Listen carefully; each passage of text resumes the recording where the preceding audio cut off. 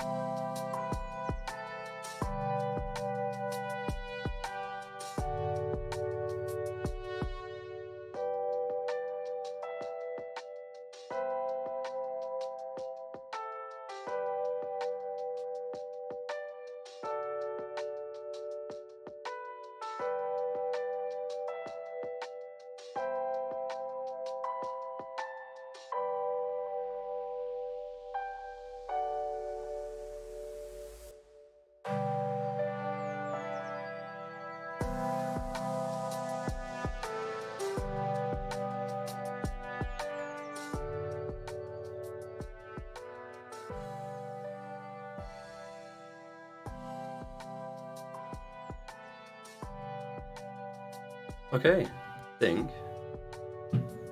it's time. Well, it's 4 o'clock. It's just gone past 1 minute past 4.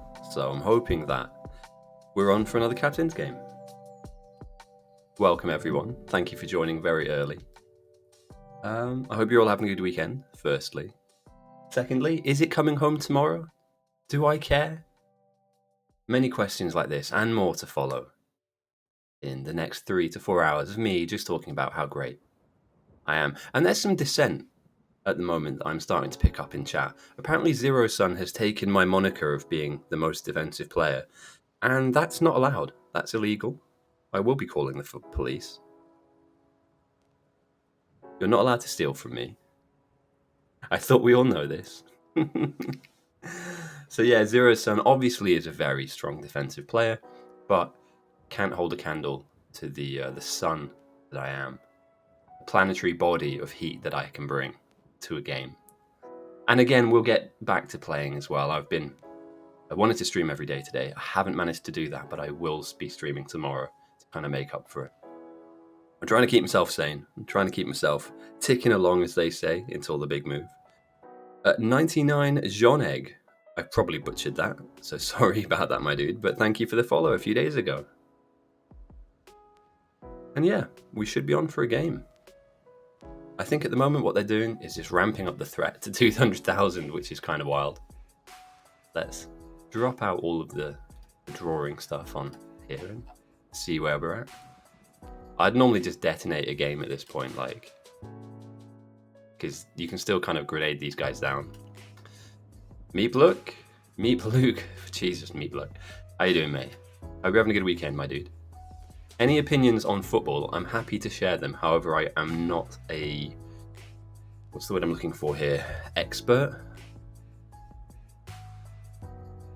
I know, it should be tea. It should be tea. But I need the caffeine boost. I've been to the gym today and I'm knackered. Absolutely. I'm trying anything and everything to keep myself busy whilst I have nothing to do. I'm trying to find things to do. And the North are getting absolutely handled at the moment. What is this? And why is this? But yeah, hope you guys are all having a good day. Good weekend. Good afternoon. We obviously are on for a captain's game as we see the infamous sideswipe attacks that we've known to grow to love.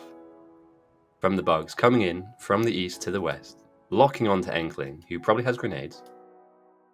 Or he's just dead. RIP to Enkling.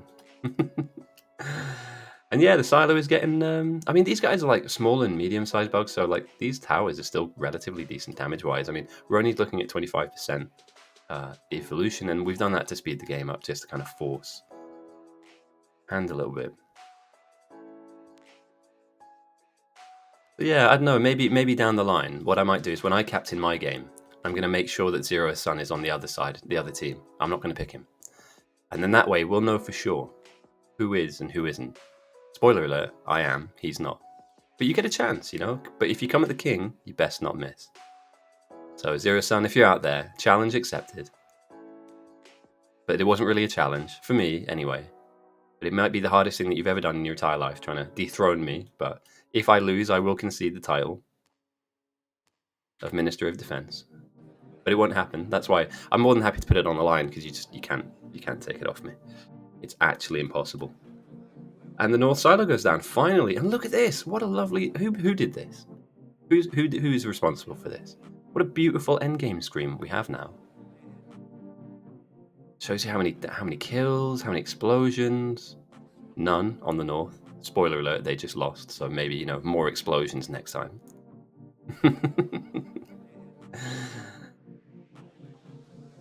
Yeah, I like this. They even have like lowest threat. Yeah, I can get behind this. This is a cool screen. Really cool screen. Please no captain game. It takes hours to start. And people take hours. Too late join.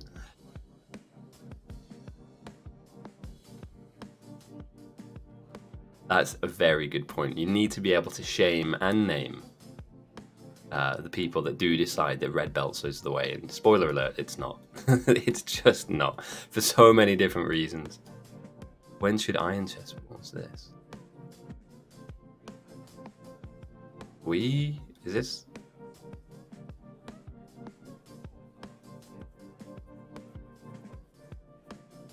So one person on the server doesn't want to do a captain's game. Dog doesn't want to do captain's game. It's not the worst thing. I mean, people enjoy it, right? I'm not wrong in thinking or saying that people prefer the captain's games over your normal game, which could be stacked or stalled or... Ah, got you. No iron plates. Yeah, I didn't even spot that. There's no fucking resources. What the fuck? What is this? So just a resourceless map with some oil and some uranium. And then you just, what? You just got given them?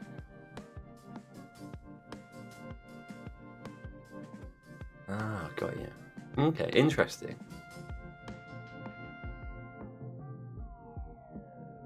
Captain's game are not good. I mean, I think if they're done in the right way, I used to theme mine. So, spoiler alert, we have captain's games not because of me, but I started trying to get them more and more often because we saw more organized games, and I was kind of frustrated that I'd play a full game, but there was no direction, like there was nobody leading that charge.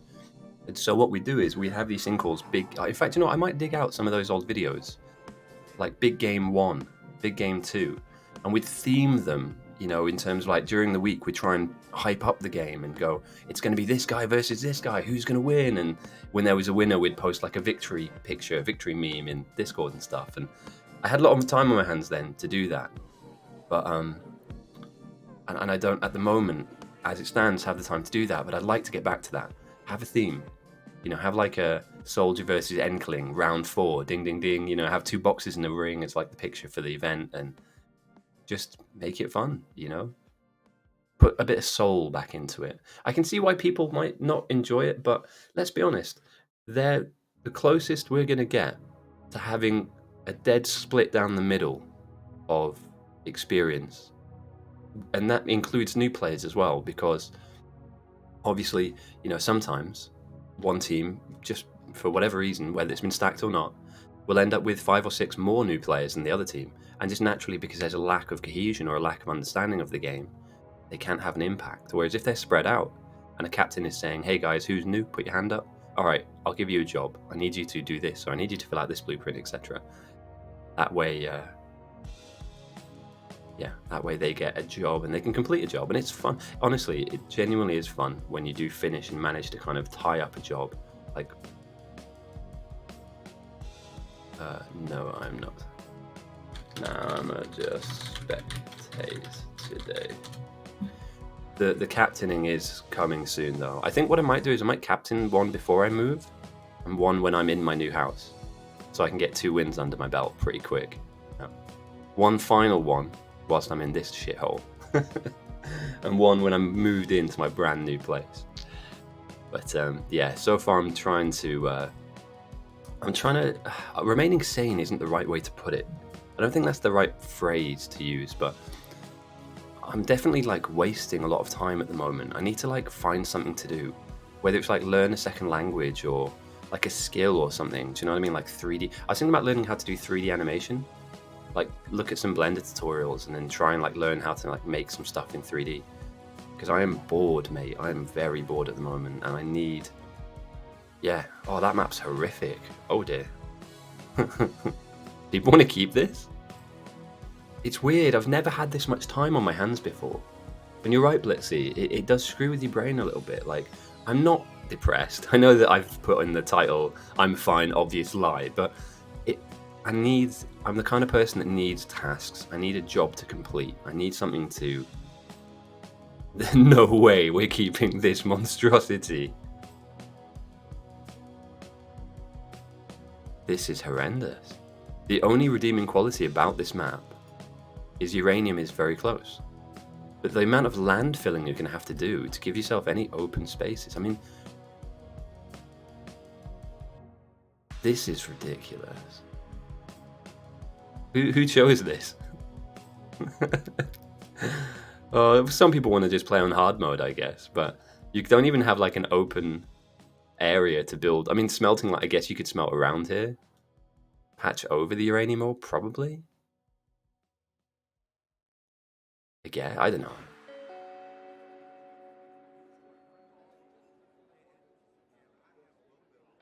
Give me a sec. I'm just going to go fill up my dog's water bowl real quick. That was something I needed to do before we start this, so I will be back in 2 seconds. I just need to go and fill it up to make sure he's got something to drink today. It's kind of warm where we're at, so yeah, BRB.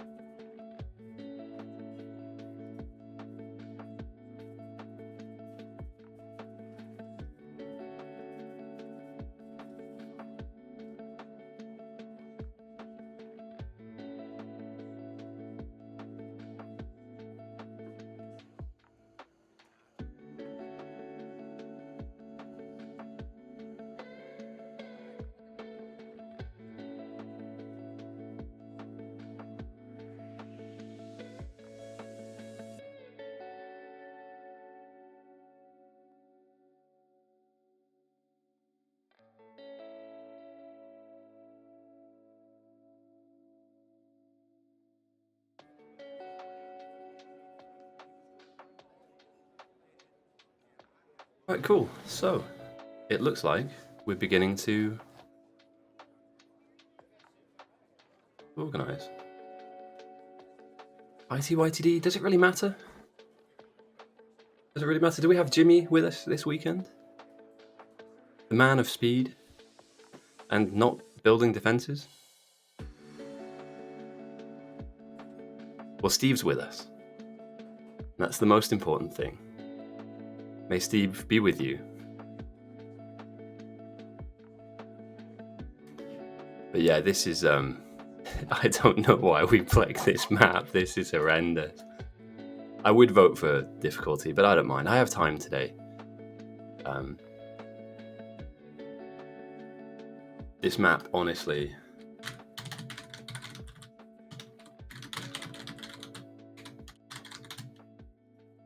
Hello, Thule. Nice to have you with us, mate. And just take a look at this. This is just minging. I don't know who... Maybe people didn't vote, so 2 or 3 people decided, but you're not going to have a good game on this map seed. And the water bodies are aligned in such a way that they don't really protect you anyway. So the wall is going to be gappy, and... I mean, don't get me wrong. This is better. Yeah, this is absolutely fine. In fact, apart from the fact that the coal is around the main silo, I don't hate this. Again, uranium's very... I wonder if we're programming that in. Yes, if you guys have any like suggestions of stuff to learn, or like you got any podcasts, honestly, like I don't want to go to the pub. That's the one thing I don't want to do. I don't want to go down to the pub and start day drinking all the time because I've got the time to do it, right? I want to stay healthy. I do like to keep myself in shape. So if any of you have any ideas, please feel free to share to the group, because I'm not running out of ideas, but I'm genuinely thinking of applying to McDonald's so that I have something to do during the day. Just make a burger, you know? Spherical is its shape. I look like, honestly, like a barrel. Oh, 3D printing is a great idea. I don't know much about CAD, because that's like an engineering thing, but I love the idea of being able to like come up with something really cool and inventive. Or even like, imagine being able to like create a construction bot in like a 3D program and then 3D print it. So you have this like a keychain. Do you know what I mean? Like a little, oh mate, I want to do that. How cool would it be if we picked an item from, I don't know. Like, let's say I wouldn't pick a grenade actually, because you might get in trouble like carrying around a grenade on your. But like a little gear, like a little gear wheel from Factorio, or like Oh yeah, let's do that. Oh, that's such a good idea, mate. Thank you, Blitzy. Honestly, I'm gonna do this. I'm not gonna be very good at it, but imagine like a little yellow inserter. I'm thinking like the size of your thumb, maybe even smaller than the size of your thumb. And then we could paint it. Oh, mate, yeah, I'm in. That's cool. I'll make a splitter. Like genuine, like go in and make it in like a 3D modeling program like Blender. And then I just find a way to export that to a 3D printer and... Oh, a trophy would be awesome. Honestly, I'm thinking small here. I'm not thinking like a large size, like a small glass. That kind of size, maybe like 2 inches, 3 inches large. I would do that. And do you know what? I would send it to somebody. I don't need your address. I'm not asking for where you guys live. But if somebody wanted one, or we had a big event, like, whoever wins 2 in a row gets a trophy, I would make it, I'd print their name on it, and we'd send it out to them. That is a fucking great, mate, honestly. You've solved the problem for me there, Blitzy. And I'm not just saying that to pump your tires up. That's going to happen. Because that mixes up. I have to learn so many new things to do that. You know what I mean? And it's going to be crap. It's going to be terrible. But we can do it. We can do that. And even if it's something simple like I might 3D print a red belt and send it to Neuro. or what else? Like a repair pack. Oh, yeah. Oh, let's print this. Let's print this and send it to Carl. But I love the idea of like a little construction robot, maybe. Or like a laser tower. That would be really cool. Like 3D print a laser tower. And see how much detail we can get in there without it being, blank and a bit shit. Or, oh, yeah, mate, yeah, we're doing it. We're doing it. I don't do much IRL streaming, but I might stream the building it in Blender. You know what I mean? Like, and the car as well, actually, to be fair. The car would be a really cool model. The rocket, oh, imagine, mate, come on, bear with me on this. How cool would it be if we could 3D print this? And actually, like, put some detail in. Like, give it some depth. So maybe not a rocket silo with a rocket in. I think that might be a bit too much. But imagine this. We build one of these, and then we cut the middle bit out. And we put lights. Oh, mate, how cool. Yeah, we're doing it. That's happening. That's happening. Oh, we're going to make an actual rocket silo. Oh, that's so fucking cool. Yeah, I can, like, drill tiny little LED lights into the edges. Maybe put, like, a little mini smoke machine. And then have the doors open to the noise. A little fan rotate. We can make that happen. I can put a little fan in. This stuff you can get from, like, construction stores and stuff. Yeah, oh, mate. I'm going to make that. I'm not going to give it away. I think I'll just keep that for myself. But I might do a giveaway. Like, raise money for a charity and say, look, whoever bets, €5, they'll, get it sent out to them. But that's so fucking cool, man. A 3D model of the rocket silo. Sorry, I'm fanboying over this, but I genuinely, mate, my brain is... I'm that bored. I have so little going on. I have time to make this. And I'm sure that... I might be wrong, but I think you can, like, take screenshots and put them in to Blender to work from. So I could work off these dimensions and then just make it 3D and just, give it some depth and build all these little pipe bits and... Oh, mate, let me just write that down. Sorry, I'm going to go get a pen and paper. I know you guys are here for the captain's game. I know you are. I've never 3D printed anything in my life. This is probably ambitious. This is maybe, like, end game content for me. They've already done it, haven't they?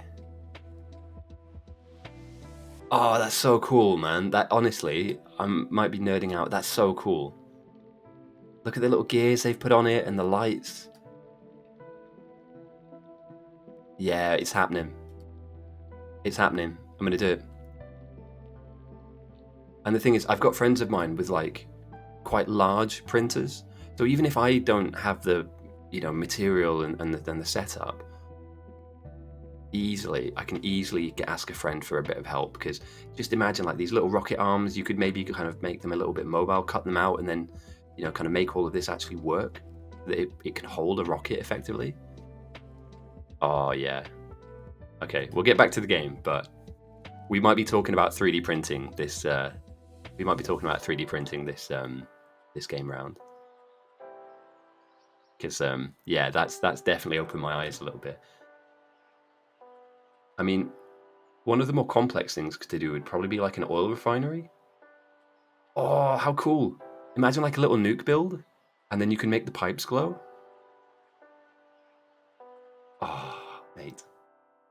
Oh, but you could do this, right? The boilers with burner inserters. It's already done. Ah, mate, I want to give it a go. Boiler and then 2 steam engines, and then you could drill at the top of those engines. You can see these kind of spouts here. You could put tiny little pipes and just pipe a little bit of steam through it, or smoke. Obviously, steam might be a bit hot to make it look like it's working. Or build a lab and then put like LEDs in. Oh, mate, that'd be cool. A lab with LEDs. It surely can't be that hard. I'm sure you can get all of this from like Amazon, like an LED kit, and then just change them to the relevant color. Ooh, yeah, I might turn into an engineering stream. The disco lab. Yeah, can you imagine that on your desk? Literally just by your mouse. Nothing big. What I'm talking about is small. Like, yeah, it can't be that hard. I'm thinking like small. We're thinking something like, I don't know, the size of a cup. So not like a huge, big, hulking monstrosity, but like a lab would be a good opener actually, because it's a semicircle, isn't it? I know it's geodesic, but it's effectively like a semicircle with a lot of stuff around it. Okay, here's what we're doing this game. We are going to talk about captain's games, and we will talk about bite battles, so bear with me on that one.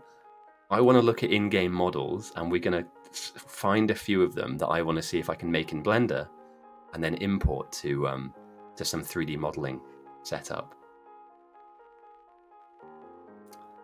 And then we can find like what would be a good trophy icon.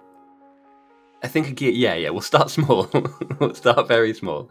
We'll start with like the gear wheel, or maybe like a jug, a science jug, because it's got some different dimensions to it. It's wide at the base, and then up top it's. But yeah, there's some really cool models here, man. Some really cool stuff.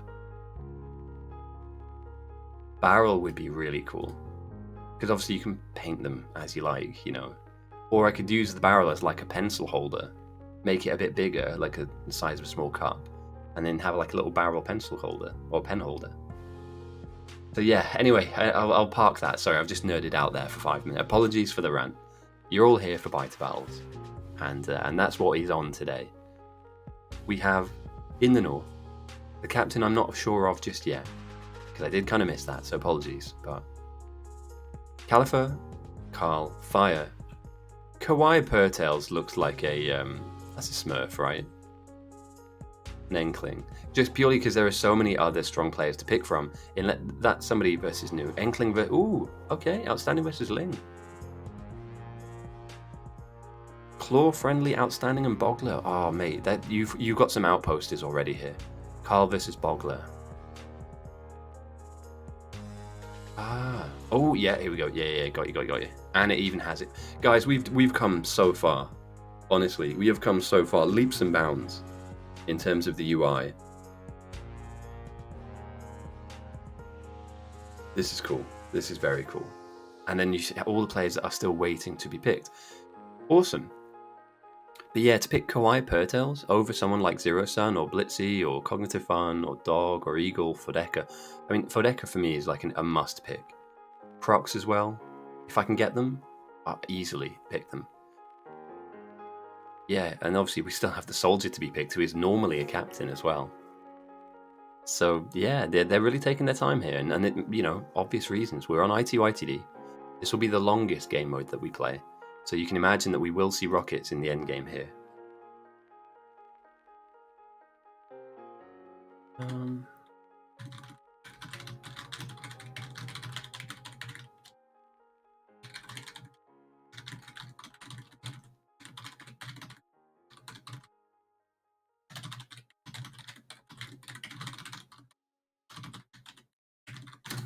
pick faster, pick faster. We might see a rush. However, with this game mode, you need more rockets to make more of a dent, effectively. 6, yeah, I think 6 is a smart shout. Any more than hopefully gone are the days where somebody would build 20 rockets, and they would just wait. We'd wait for an extra 3 hours just for a game that was clearly as day dead. You know, it was just South had loads of rockets, North weren't even close, and we're just waiting for them to pick it up. So, as always, the beginning of these games can be slow, so I do apologize for that. But we need to make sure that we balance the books and that the right players are filtered into the right time. Picking time, okay. There was a rush. Yeah, I watched the VOD back from last week's, and I think there are some clear and obvious. And I'm not saying this to throw any shade on Jimmy. He's quick. He's very quick. And so there's nothing. I'm not saying that his playstyle is bad, but I think there are some holes there, like really clear and obvious timing attacks that you could give him back.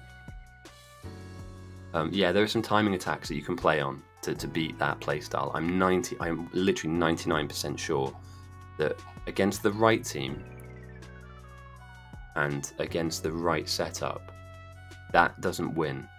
Like, you cannot not build defenses in an offensive game. So I'd be employing, one of the things I would try to do is I would employ a few people to spam early. Force the threat farmers far away early in the game when they don't have defenders. And they don't have lots of grenades. They don't have a little automated factory building the stuff they need.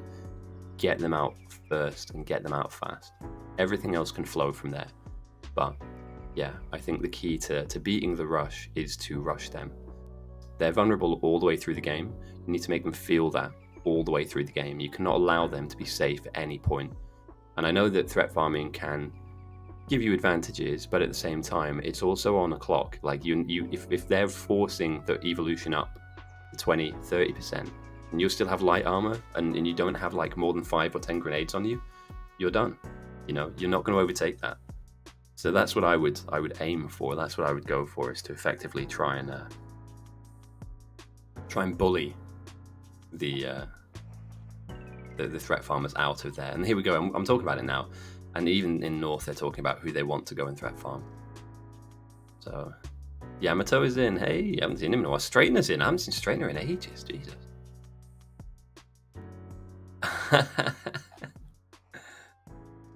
Ragnarok.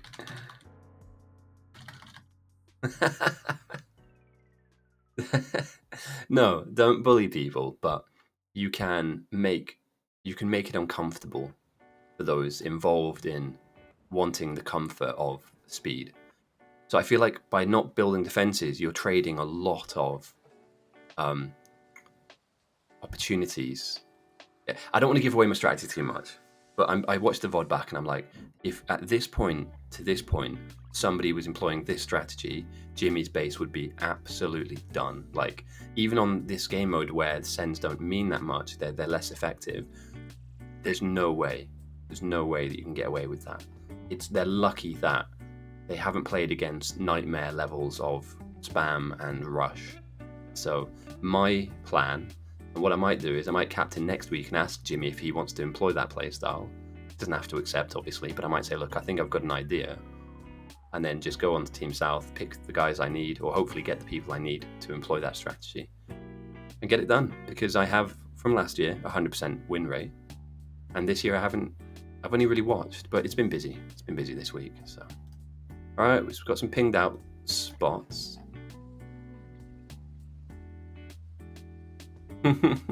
Yeah, it's true. It's very true, mate. The wall is... All right, this here, these little brown boys sat on the ground are the most important part of the game. Believe it or not, this is the most important thing in the game, and it's the most overlooked resource in the entire game, because you don't really need it until you need it, and then you're done. Nice to have you with us, Jong, by the way. If you have any questions, feel free to ask. This is like a teaching, explaining, talking about the game, setup, and yeah. So these guys, these stony boys, Rock and Stone, for Carl, very important.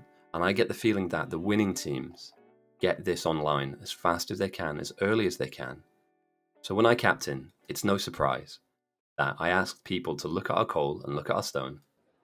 And even out here, look at this. What a perfect little spot. We're outside of the main base. We have stone and coal right next to oil as well, so you can help your team by putting all of these together. Little wall smelting area down here. Now, when you get bored, when that's just ticking away quietly in the background, you go and grab this oil and send it back to your main base for the main base nerd builders to build with. Jobs are good. But at the moment, uranium is horrendously close. And there's some really generous patches here. I'm shit you not, like almost 500k just outside base for iron. Coal's kind of centralized a little bit. Imagine they're going to be building the smelting above the base here, maybe to the side. But yeah, I really like this stone and coal patch being close to each other. Like, I would send somebody out here. The moment everybody can run, get out here to these 3 patches and build everything you can to make walls. Yeah, we have to see nukes. There's no way with uranium being this close, somebody isn't looking at this going, right, how do I get us there quick? And again, like, the game mode is so expansive, you need your whole team. You need everybody on board, right? I think the team that makes the most of the newer players, they really are winning, you know, in terms of like accelerating. So it's 10 on 11 now. You'd hope that, you know, down the line everybody filters in that wants to play. But yeah, I think making use of some of these kind of people that we don't know. I don't know Bus Driver personally, or professionally, or in the game, but I'm sure that if he needs a job, he'd feel confident enough to ask his team, what can I do? How do I help? Blitzy's in North. Alright, why is somebody already taking damage?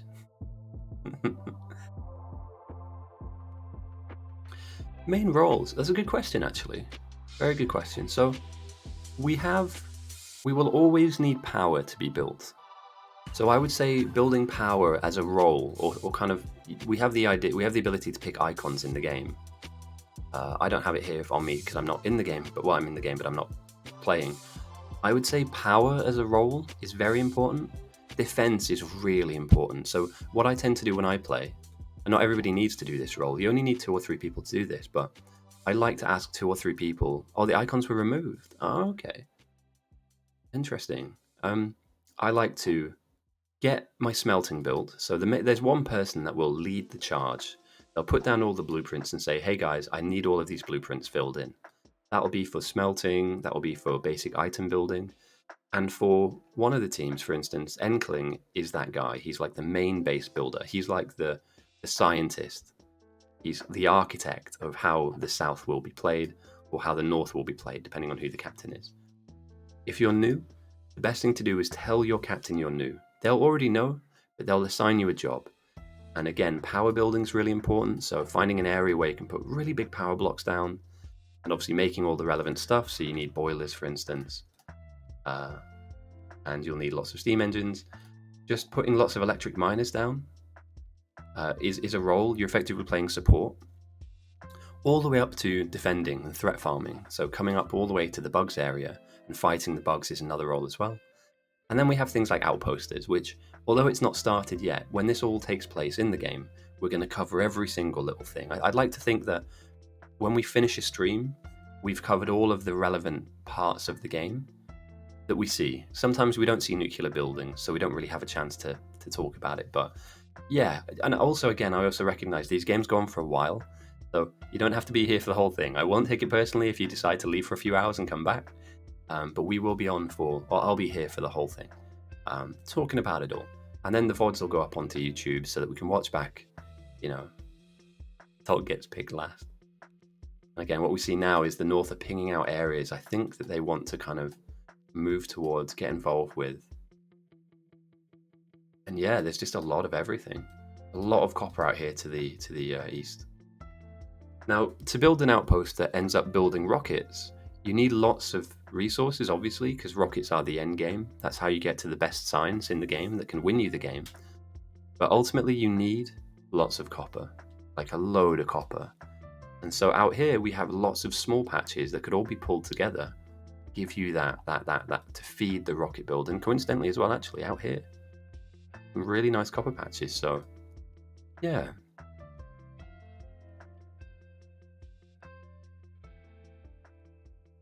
I like what I see.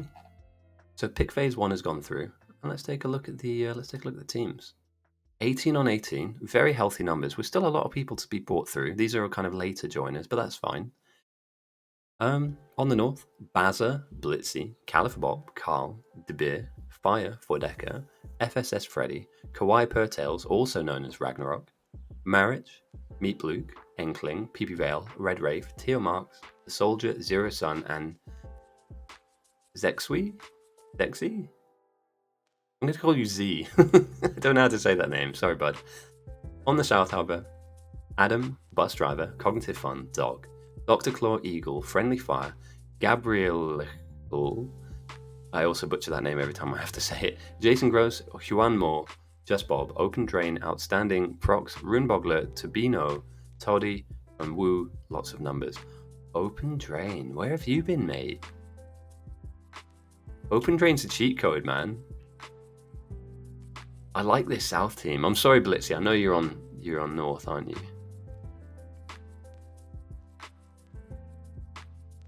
Open Drain is an absolute cheat code. Let me just check his stats real quick. I might be misremembering this, but that's huge. He hasn't played for a long time. Oh, we're going to see some stuff. We're going to see some shenanigans. I'm excited. This is cool. All right, so we still have people to be picked, and then the game will start. I know it's a slow start, guys. I can't really do a huge amount about that. But we have ambitions to get involved in 3D printing. So already this stream has been a win for me. It's been an absolute win. At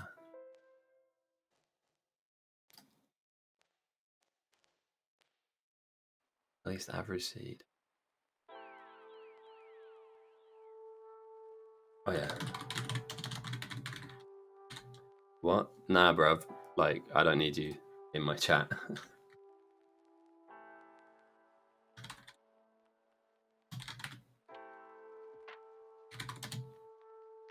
Hey, I'm banning more people nowadays. I don't know what it's all about. I don't want to ban people, but I get a lot of these like, join this for 10,000 extra thingies, and I'm like, no, I'm alright, bruv. Like, I don't want 10,000 people watching me. It'd be weird. Like a stadium of people staring at me. Fuck up, like.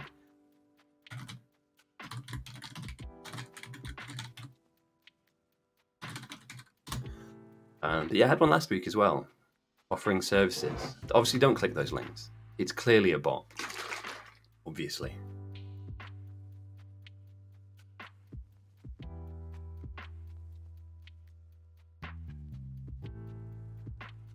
And I think I might change the music out. Because it's chill, but, you know, it's not really got any energy to it. Now, if you'd like to listen to something in particular, let me know. Last week we had pirate music. Of all the things to listen to, we went for pirate music. And do you know what? It was pretty good. I'm not going to lie. It actually did slap a little bit. Maybe we'll get to pirate music in the middle of the game. I want to see if I can find something new, something different that's not like techno or synth wave, because that's bloody everywhere.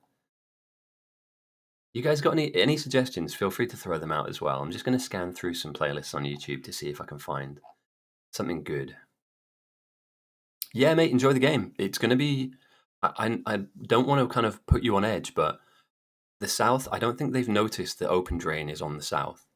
And he might not have played for a while, but that guy he's dangerous, mate. You got to watch out for that kind of player. Like, he's going to come out of nowhere and have a purple sign spam early, or like nuclear build early, or like a laser like outpost very, very early. So just be aware. I wouldn't say tell everybody on your team, but just be aware. Keep an eye on that guy, because seriously, mate, that's something that's like it's a problem, and that's going to be a problem for future you to deal with.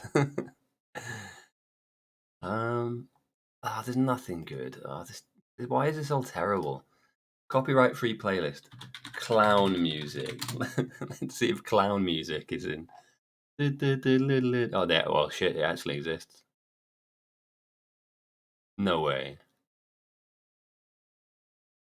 No way. Clown music. Oh my god, clown music exists. Do you guys want to listen to some clown music? Circus music, evil clown music. Clown core.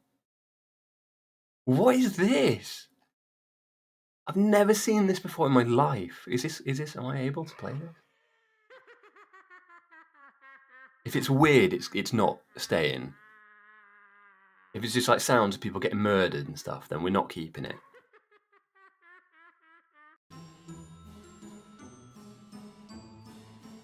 I'm freaked out already. But the game has begun. The circus is in town. Let's see if it fits. I'm not entirely sure whether clown music is a good idea, but we're going to run with it until it's shit. 19 players on North, 19 players on South. As this Saturday's Bite Battles Captain game begins. Sounds like some Harry Potter shit, man. I don't know. I'll give it... Let me click to like the second song.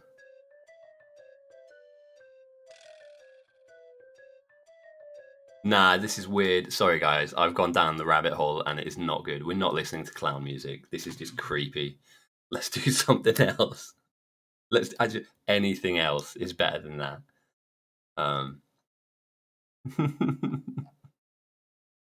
Oh dear.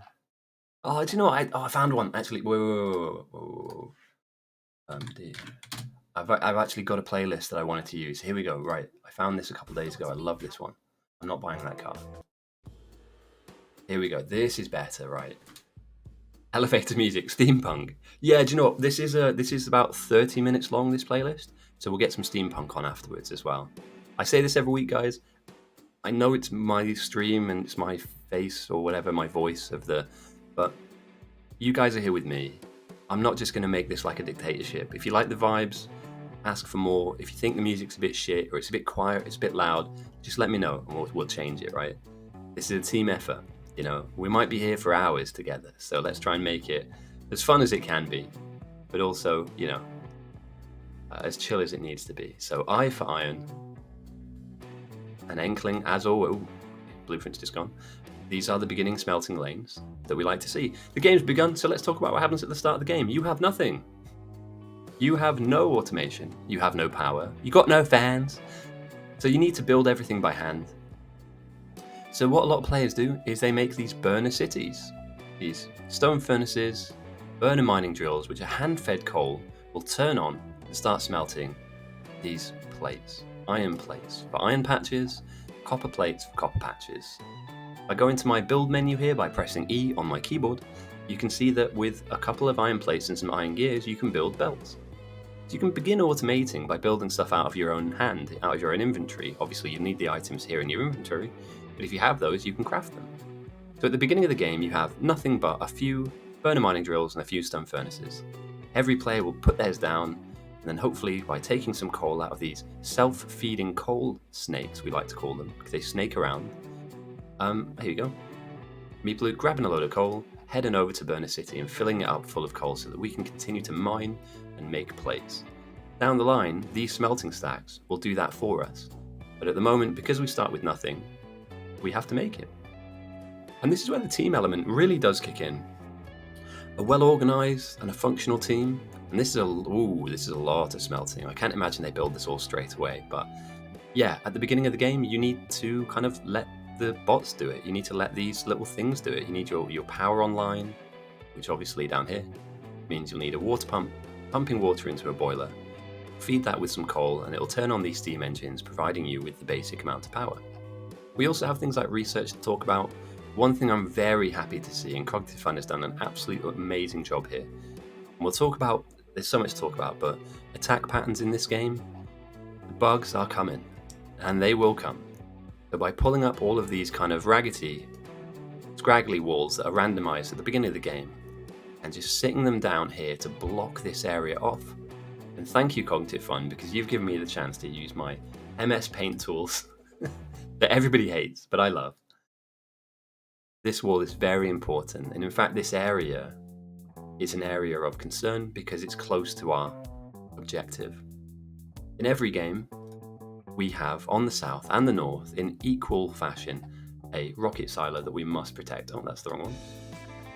This rocket silo, if it dies or blows up because the bugs get to it and fight it and bite it down to 0 HP, if this explodes, the game is over. You have lost. GG's. Good luck at the next one. Both teams have one. And this is the focal point of the entire game. To save the silo, to survive long enough into the game that you can get deep into the research tree to have a rocket, or to access things like laser towers, flame towers to defend yourself for. So what normally happens, if I just take south for an example here, is that a big base will be built with big walls to defend them, a box like this, with a load of defensive structures behind it, and then from there they'll be able to fight any of the bugs. Oh, terrible that. Alright, ignore that box. Imagine the box is a wave, and as the bugs crash down onto your base, as they get more aggressive, you have walls to defend you and towers behind them to kill them off. This isn't specifically a tower defense game, but it turns into one very quickly. As you can see as well, for anybody new that's watching, the ore patches are reflected through the river. So we've got this river in the middle of the map, and that divides both north and the south, meaning that nobody from the south can go onto the north map, the same way the north players can't go onto the south map.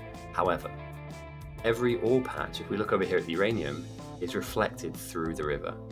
What that means is there's no advantage of being on the north or the south. You just have everything that's up there is up here. But what's different, and we can already see a slight difference in planning, slight difference in philosophy, is that Enkling has already stuck down blueprints. So these are just ghost copies of what he would like to go in this area, and this will provide him the basic beginnings of a base. It does take a while to build these up, and you cannot bring them in from outside of the game. Everything that's in the game, blueprint-wise, has to be built in the game, in the moment, right? So none of this bringing it in from outside and just copy-pasting onto a map. You've got to build this stuff up and then slap it down. So it looks to me like the south are building their smelting to the right-hand side of the base, to the east. And what this means, by the way, because they're building these stacks so high, it means their base is going to be quite tall. If you imagine walling around this, it's going to be, the height of this base is going to be quite tall, meaning that if you have to run somewhere to fix a problem or fix a hole in a wall, you have to go quite far. It's not the worst thing in the world, but before you have robots and things to do this stuff for you, it can be quite frustrating to do that. So it's an interesting philosophy. I don't mind it. Enkling's a very good player, by the way, so I'm not saying that this is a mistake, but this is a bold move to make your stacks so tall and so pronounced. You could argue that this could be squeezed into this area, potentially, meaning that this lake that sits above you provides you some defensive cover, because as we know, the bugs can't swim, so they have to go around any water bodies to begin with.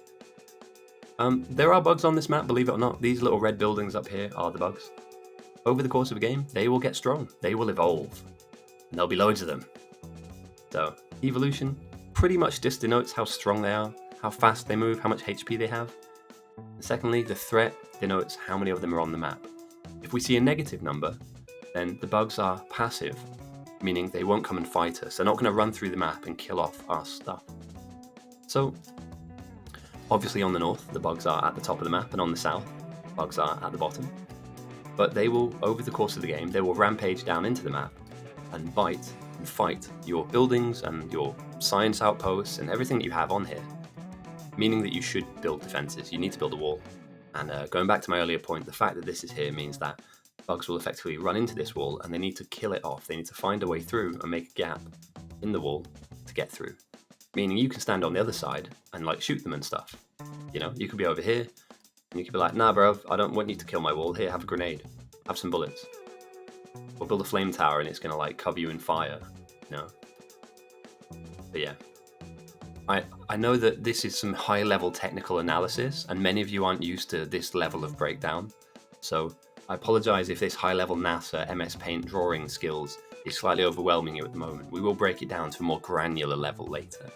But these ideas are common throughout the entire game, and what makes this game so fun, if I zoom out, is the map is different every time. Obviously, we don't always have lakes like this here. It's randomized. Every single time is randomized. Big brain stuff, yeah. I had somebody gave me a really good saying the other day, and I'm probably butchering it, but they were like, talking to you is like watching two brain cells fight for third place. I genuinely like that. I might use that at some point. So as we talked about earlier on, to power up your base, you'll need boilers. You need to put water in them and coal. And if you can put steam engines on the back end of that, you'll produce some power. Obviously, as your base gets bigger, you will need more power. The demand will be greater. So, increasing power needs to happen throughout the game. And down the line, we can look at other ways of powering our base. For instance, using uranium ore to make a nuke. And the nukes will provide you vast amounts of power. That being said, the beginning of smelting in the north is happening. And as you can see, on one line of this belt is iron ore. And on the other line, there will be, down the line, once we get some coal in, some coal. Once this obviously all gets onto the belt, we'll see the beginnings of automated plate production. So you can see here, oh no, well, not here, because that's wrong. Nobody tell him. Yeah, coal comes onto the line. Oh, someone's sniping. Someone's sniping. It's fine. I think you would have noticed that anyway over time, because one line wouldn't be working. But yeah. Oh, he's not. What? Oh no, he's not grabbing it. What's this all about? He's kind of half going for it, isn't he? Maybe when it backs itself up, but yeah, this is how a smelting line normally works. Coal goes onto the belt on one side. And obviously in Factorio you can side load belts. You can have two things on one belt. We can have as many things as you want, but for smelting you just want coal and the ore that you want to smelt with, and here we go. Iron plates come down the line. Later on they'll be fed into other buildings and they'll create items for you that you can use to expand your base, which is the kind of reason why we're here. Now, what? Where did this come from? That's a lot of stuff. That's like all the way up to blue signs.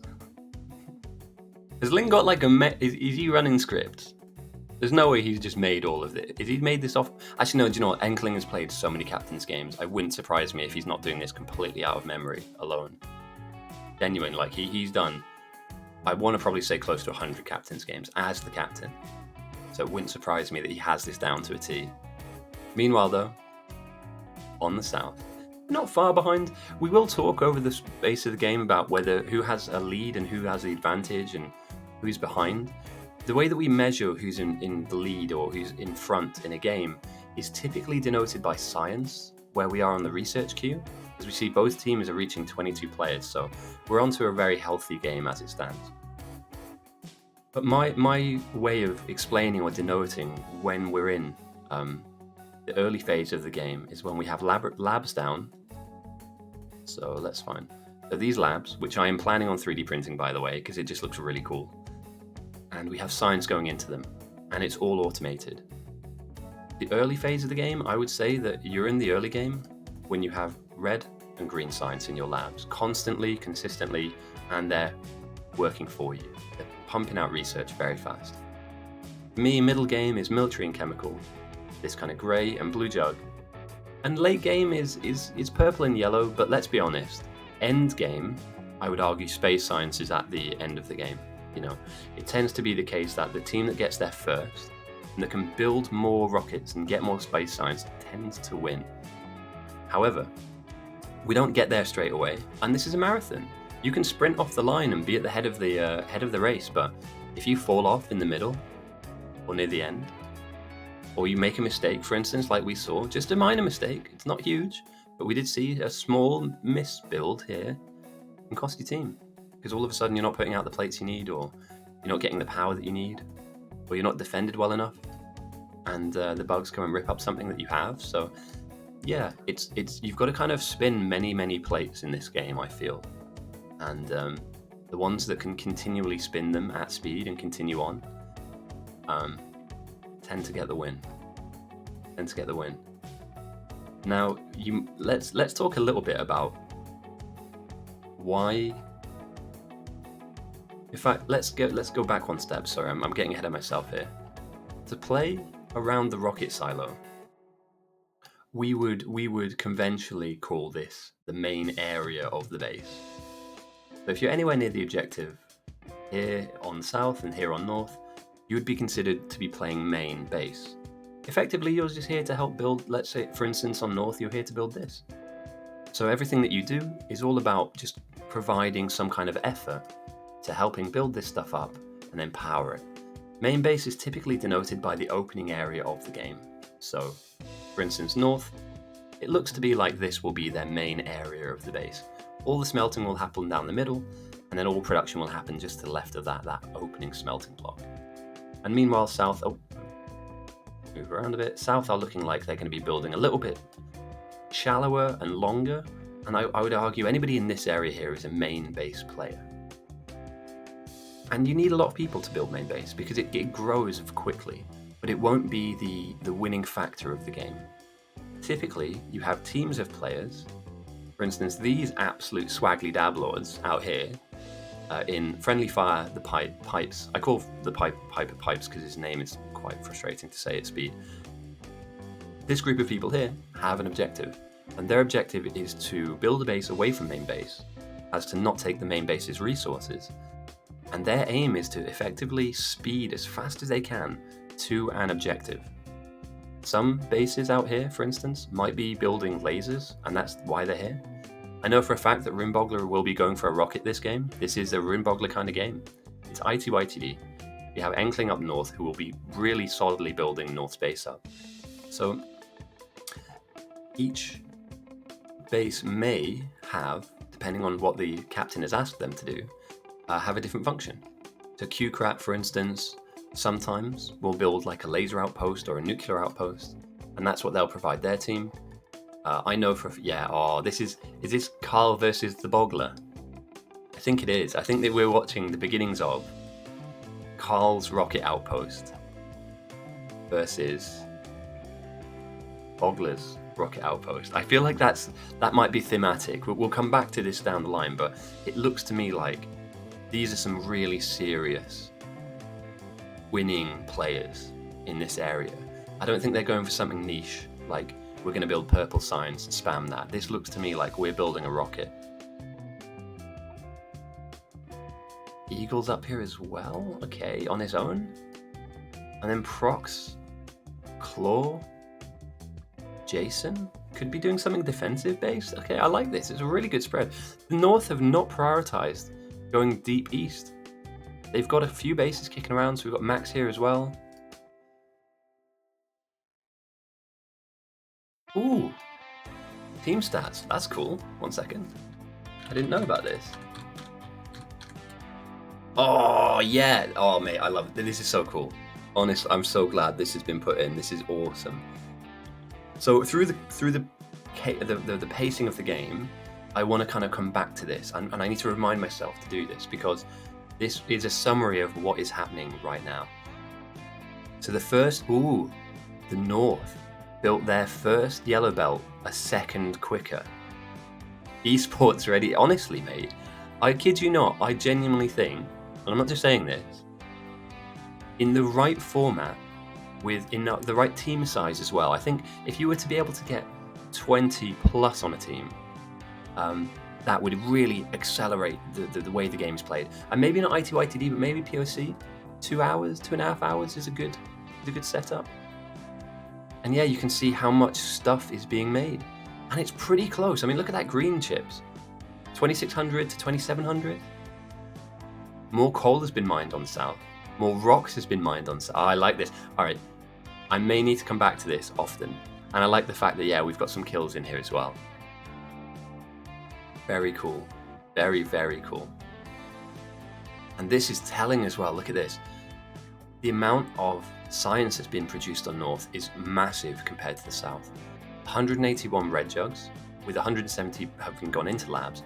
22 green is actually a big deal at this early phase of the game. 13 minutes in, we're yet to see the South build any green signs. Oh, someone's at my door. Give me a sec, 1 second.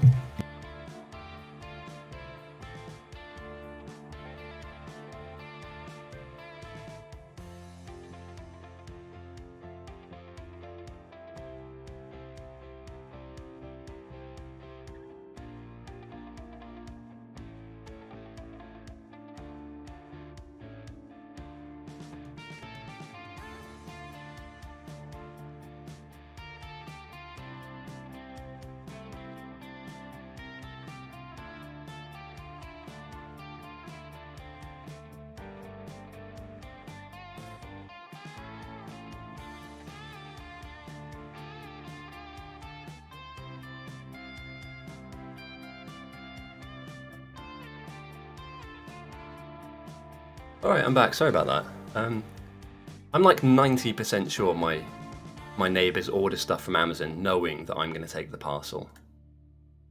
I should start refusing it really, shouldn't I?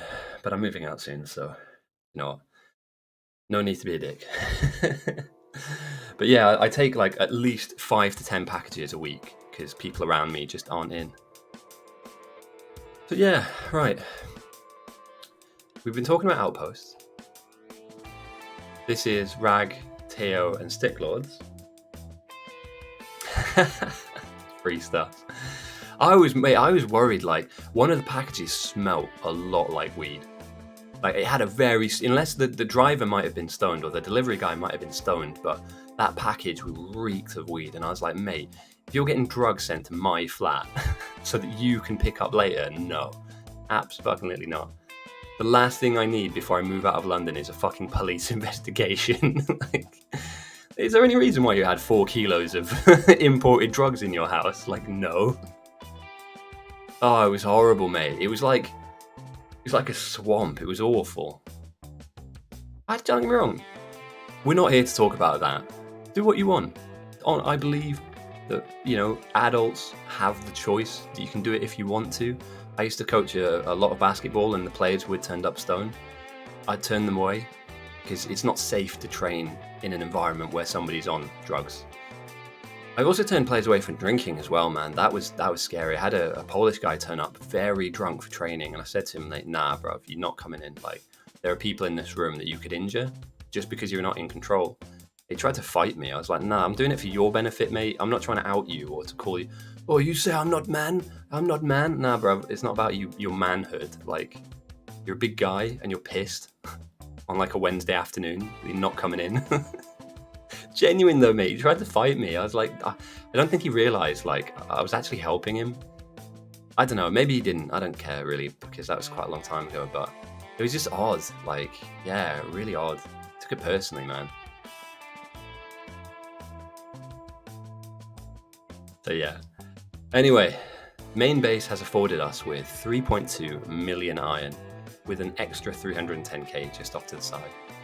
And what the South are doing very well at the moment, as the North will do, is employing that by pumping it into their steel smelting and their iron plate smelting. You know, I like this from the South. This is very organised. I know the North have got this huge build, and it is on, and it's working. It's building stuff. But I really like the fact that it's, like, compact.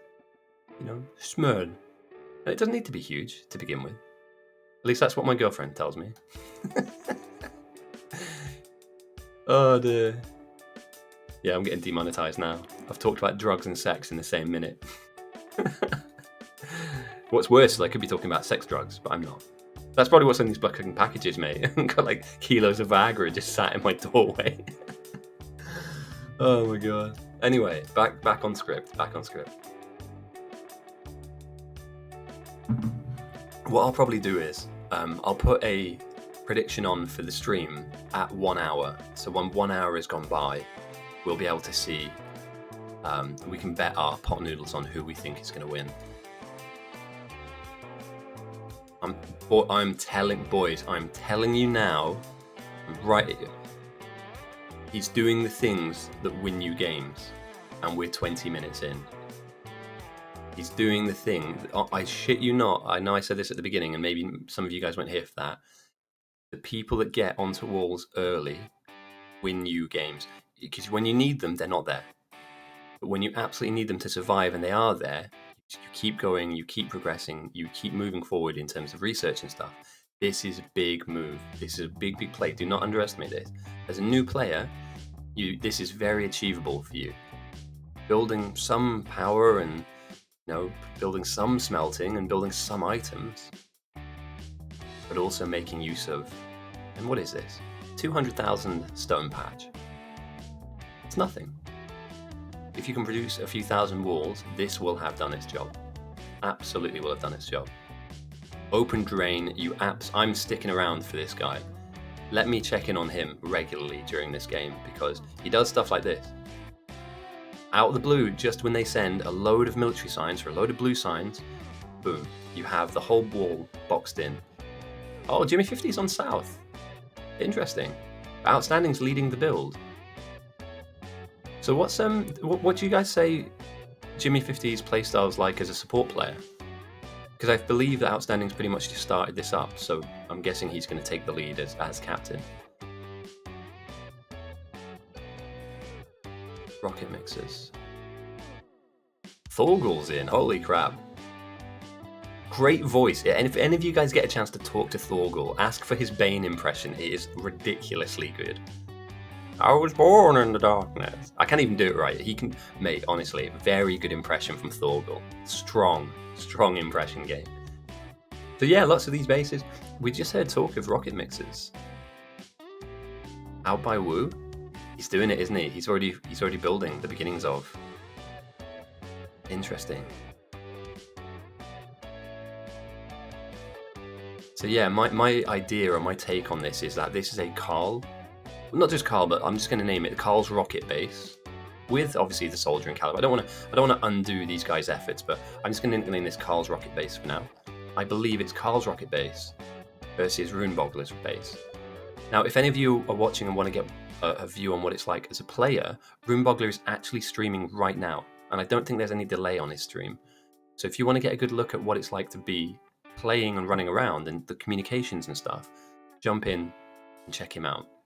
I'm not precious. I'm not going to take it personally if all of a sudden everybody leaves and goes over to his. Like, it's absolutely fine.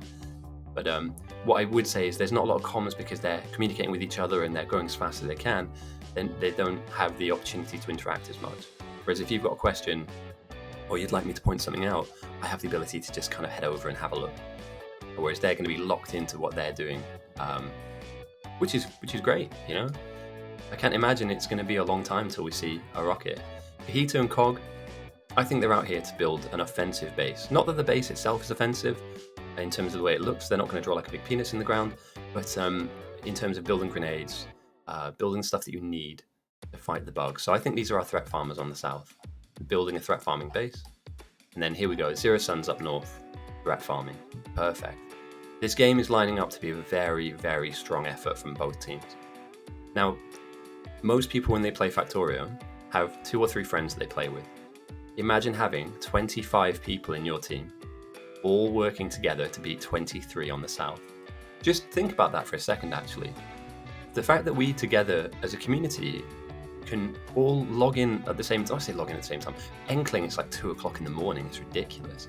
But we can get together and have these games with each other. Huge games, by the way. The largest I saw was 33 on 33. 66 people sat down and went, right, we're going to beat you. You know what I mean? Like 33 on 33. And they stayed in it. They stayed in the fight the whole way through. That's awesome. I love to see that. Competition at any level at all. It's part of me. I love it. So hopefully one of these teams has a very strong showing and just absolutely smashes it, and we get to see one side of this map get absolutely detonated by monster bugs, rampaging bosses, you name it.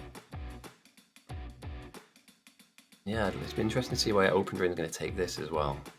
I think he's aiming to mix his mixers up a bit more. Forward's up here as well. This is interesting.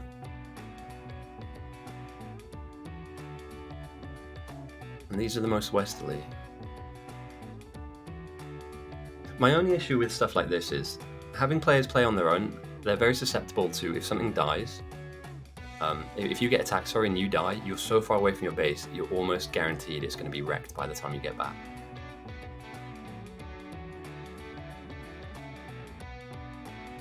So yeah, we'll have to keep an eye out on some of these outposts because it can get pretty hairy out there if you're on your own. It's better to be in a group. Because obviously, for instance, if fire dies out here because there's like a bug wave, soldier can pick up the pieces, caliphate can pick up the pieces, car can pick up the pieces. And Red Wraith and Zero. These are our threat farmers on North. Okay.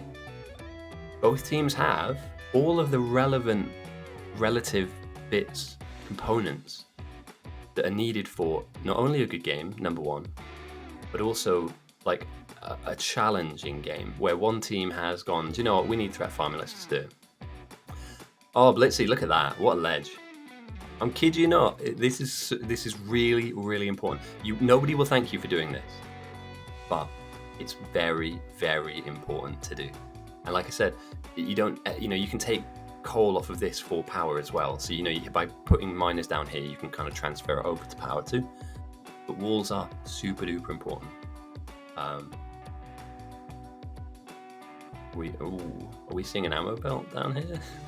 What's going on here with 99 names? That could be off. No, sorry, I'm getting ahead of myself. I was thinking maybe that's like a flamer base, but I don't know how good 99 names is.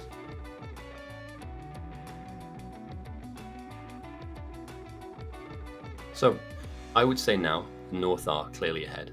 They're clearly ahead purely because they have lines and lines of signs waiting to be used, and you can say now they're actively deep into the early game. They have lots of labs down, they plan to put lots more down, and that will speed up their research, getting them deeper into tech tree, giving them the opportunity to have stuff like, for instance, oil processing, oil cracking, for instance, breaking down not just the petroleum gas, but into its other component parts. Yeah, I really like this. And what was that command again? Team stats. Okay, so taking a quick look at the team stats.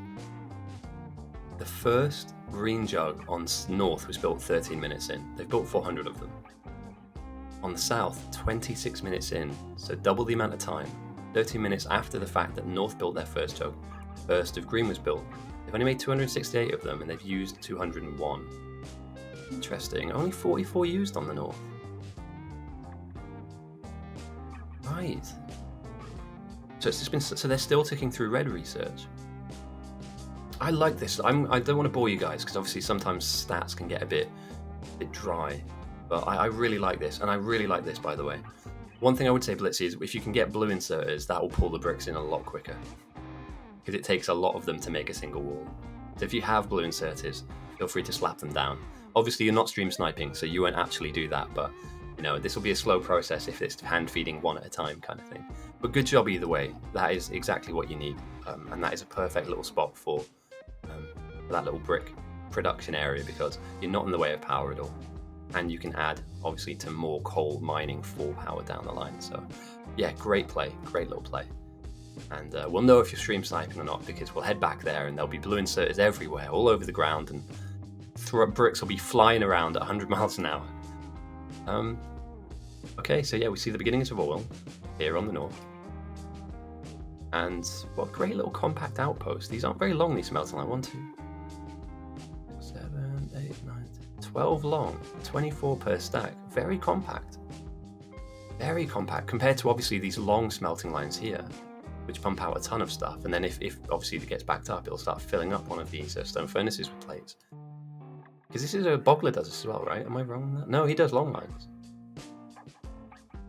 But we already see auto. Ooh, dangerous. Assembly 2s already? At the 33-minute mark. This is kind of wild. Now, I know Boggler's been streaming recently, and there was a loss that happened a couple of days ago, which I don't want to be rude, but it looked like it really pissed him off. I think it was like an avoidable loss. The timings were like a minute or two off. It wasn't like a heartbreaking loss. That's what I would call it. It seemed a bit pissed off at that. So maybe there's been some work in the background. It's like, right, I need to level up now. I need to go into my little training mode and really kind of hash this out and see where it went wrong. So, power cut. Yeah. There we go. That's fixed it, I think. Yeah, you don't want to be turned off. Imagine being the defensive outpost, and all of a sudden you just stop with waves and waves of bugs coming at you. They've done well on North, 2,500 kills. So when that number needs to basically spawn in 2,500 bugs on the map, making the bugs aggressive. Well, if the number and the threat stays at negative, they need to repopulate the area, or we start to see roving packs of bugs. I don't imagine in this game that we're going to see spam until probably purple yellow signs. So each team have the opportunity to, if they want to, threat farm deep, like literally go really deep into the minus 10,000, 20,000, even 100,000. Classic blunder, putting labs in the middle of the base. It's not a great spot, is it? I mean, you're protected. They have to chew through everything before they get here, and that is a lot of labs, to be fair. I do agree. It's a weird place to stick them. Stick them down here, maybe. Oh, south. Do you know what? I think rune bogglers. Well, firstly, thank you for stream sniping, Sport. Feel free to join us on Twitch if you like. If not, I like this. I think these guys are going to be the main thrust of South's endeavours, of South's efforts. Mostly because some of the best players in the server are down here, number one. And number two, all that they need to do on the South, if I am on the South, is build up a really solid defensive line. Big, thick walls, big defences behind it, make a ton. And here we go, one more. You guys are on it today. Absolutely on it. Huge. I know this is going to be a good game when I see wall production this early in the game. And it's not because I'm saying to do it on Twitch and you guys need to, but genuine, you'll be able to survive longer. Yeah, Runeboggler's gone in, he's gone deep. And then yeah, here we go. If Open Drain can manage to figure this bit out in terms of putting the box down, life is good, man. Life is good. You will have a lot of walls. Still no blue inserts. Blitzy, I'm not going to take it personally, mate, but you need to put blue inserts down there, bro. Seriously, you'll crank walls out at an alarming rate. It's good that it's backing up at the moment. Oh. And you can only put so much out of this stone patch anyway.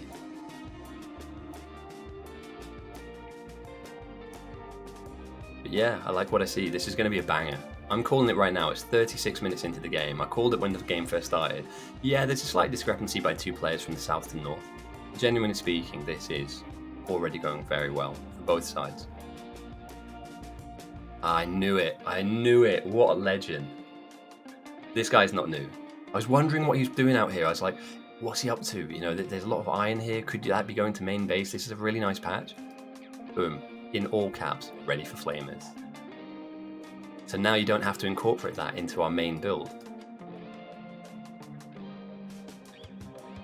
This is going to be one fucking hell of a game, boys. I shit you not. This is not... It would be a tragedy if this ends because of a weird side swipe attack, or... This is going to be a banger.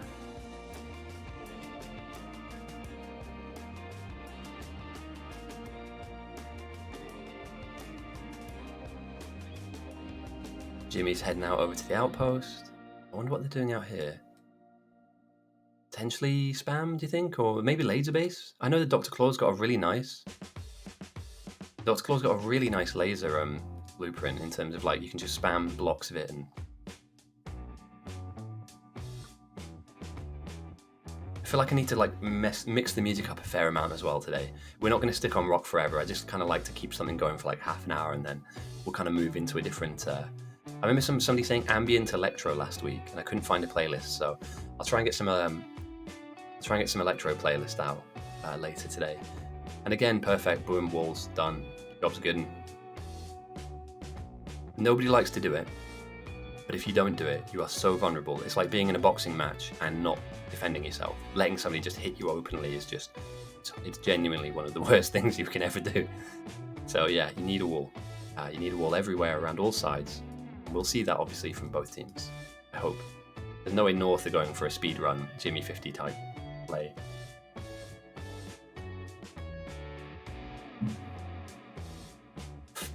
And dare I say it, is it coming home?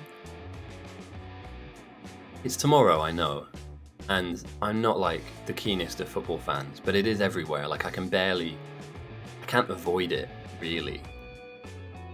So, is it coming home?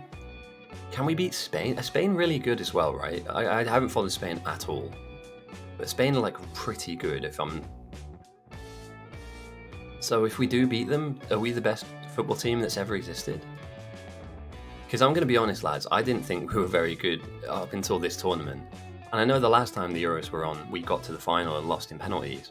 And I know not many of you are football fans anyway, but I may as well ask to the unwashed masses that you are, do we think that we can actually win something? I thought we were like perpetual bottle jobs. Or in the past, we've been bottle jobs for stuff like this. You know, we had the best players ever when we had David Beckham and all of those guys, and they got fuck all done. And then these kids now apparently are like better than him. Oh, here we go. Military spam? Are we sure? Are we seriously going military spam? It's kind of old school, but it works. I really like it. I love this build. I used to do this all the time. So if I'm bored and I get into a game and I'm not playing main, or if I'm doing threat farming, I try and find a mixed patch and try and get some military spam going on, because it can jiggle a team loose that haven't got any defenses down. And as we can see here, North, yeah, they're enjoying a minus 3,000 kind of threat farm, but these bugs start evolving to like 20%, 25%. Before you have the relevant research, like Military 2, for instance. Oh, they do have Military 2. Or like improved grenade explosion damage. That can be a problem. That can be a real problem, so we'll have to wait and see.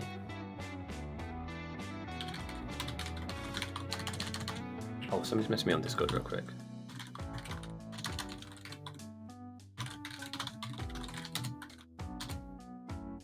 Okay, yeah, I can do that after the game. Cool. Strength started for flammables. And yeah, it's just about how we defend this edge of the base.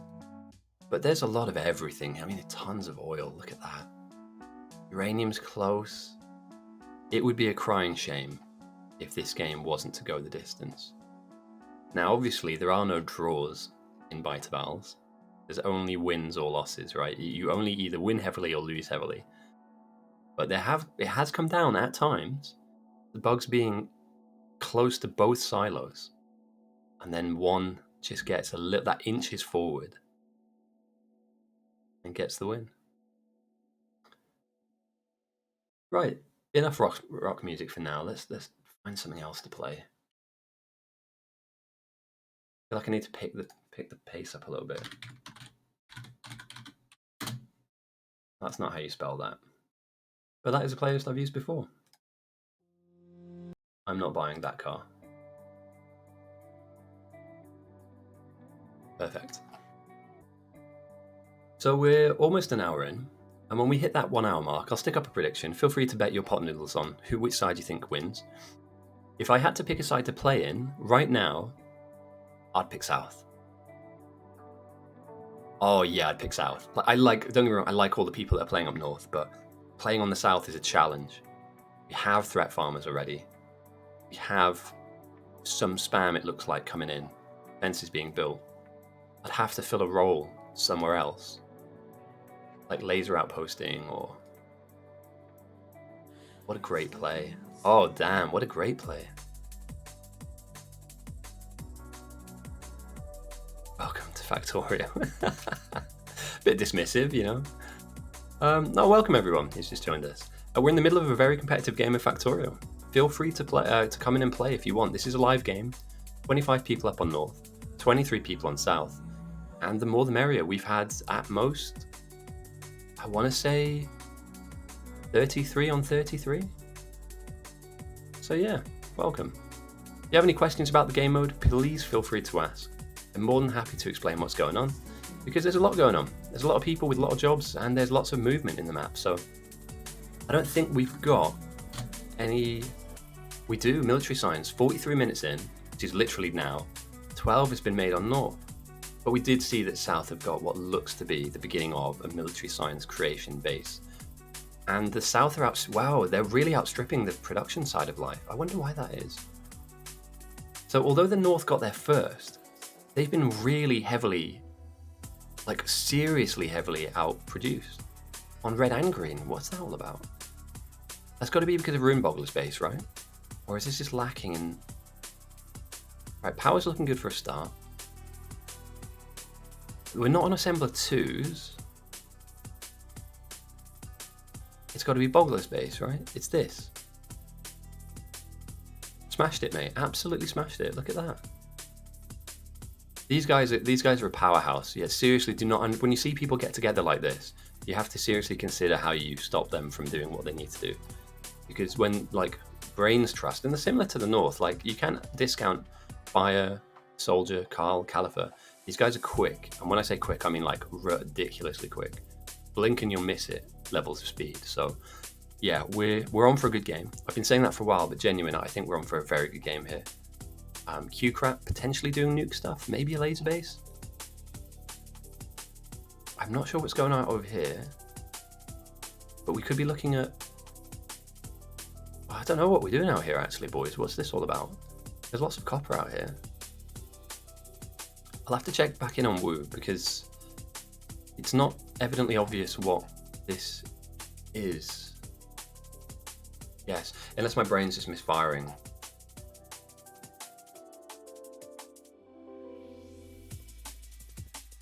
Bus drivers come out for oil. He's grabbing some fish. They're going to probably continue to threat farm. Ooh. What is this? What are we doing, boys? Is this the new meta now? Let me just Google something real quick. Sorry, give me a second. I need to look at some previous games that have been played, because... Am I an idiot? Have I missed something here? 1 second.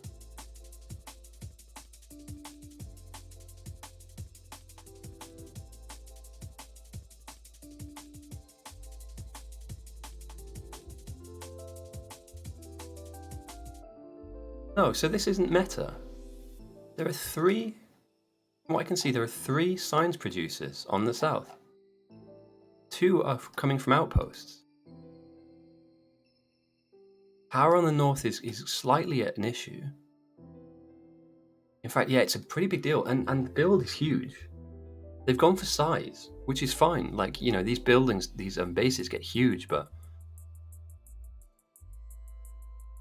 they're being outproduced. They're being out-researched. The South can even squeeze in some shooting speed upgrades as well. They've gotten up to blue. They've got strong... That's odd. I thought the South were kind of slightly behind, but it seems to me like they've taken a real advantage here. Seriously quick advantage on this research. And that's off the basis that we don't just have science being built in one area.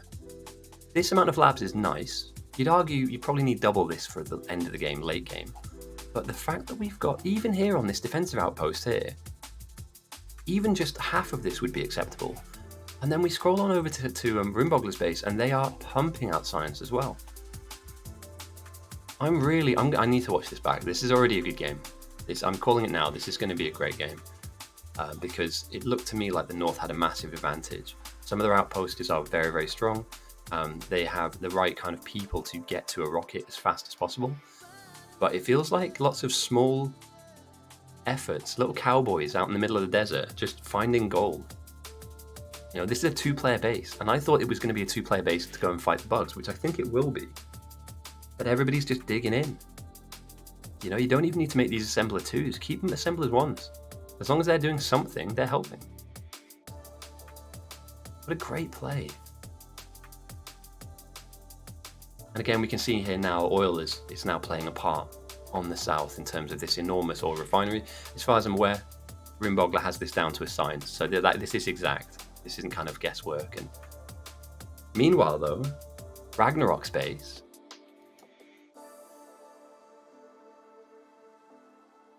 We are flying. We are absolutely flying. I know the numbers are very good as well, to be fair. It's anywhere between 15 plus on a team game is very good. 22 to 25. There's a discrepancy of 3 there, but you know, that's not going to make or break a game effectively. But yeah, mixed patch. This is all coming off a mixed patch as well, isn't it? With some coming off of a pure iron patch. I'm impressed. And here we go. The end game mixes are already going down, less than an hour into the game. And are we fixing power? Kind of, but kind of not. But that's not a me problem.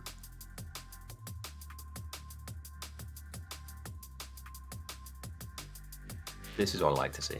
Big stone lines. Big stone lines. Get those bricks made. Get those walls produced early. Oh.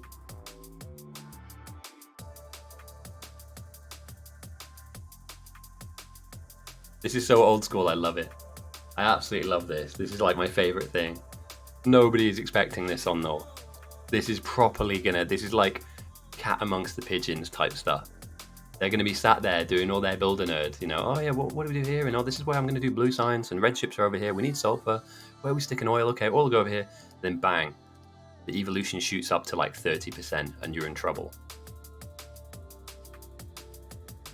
So if Zero Sun really is a better defender than I am, and I highly doubt that, but he can try. We'll see the reaction from that. But yeah, I'm very impressed, very, very impressed.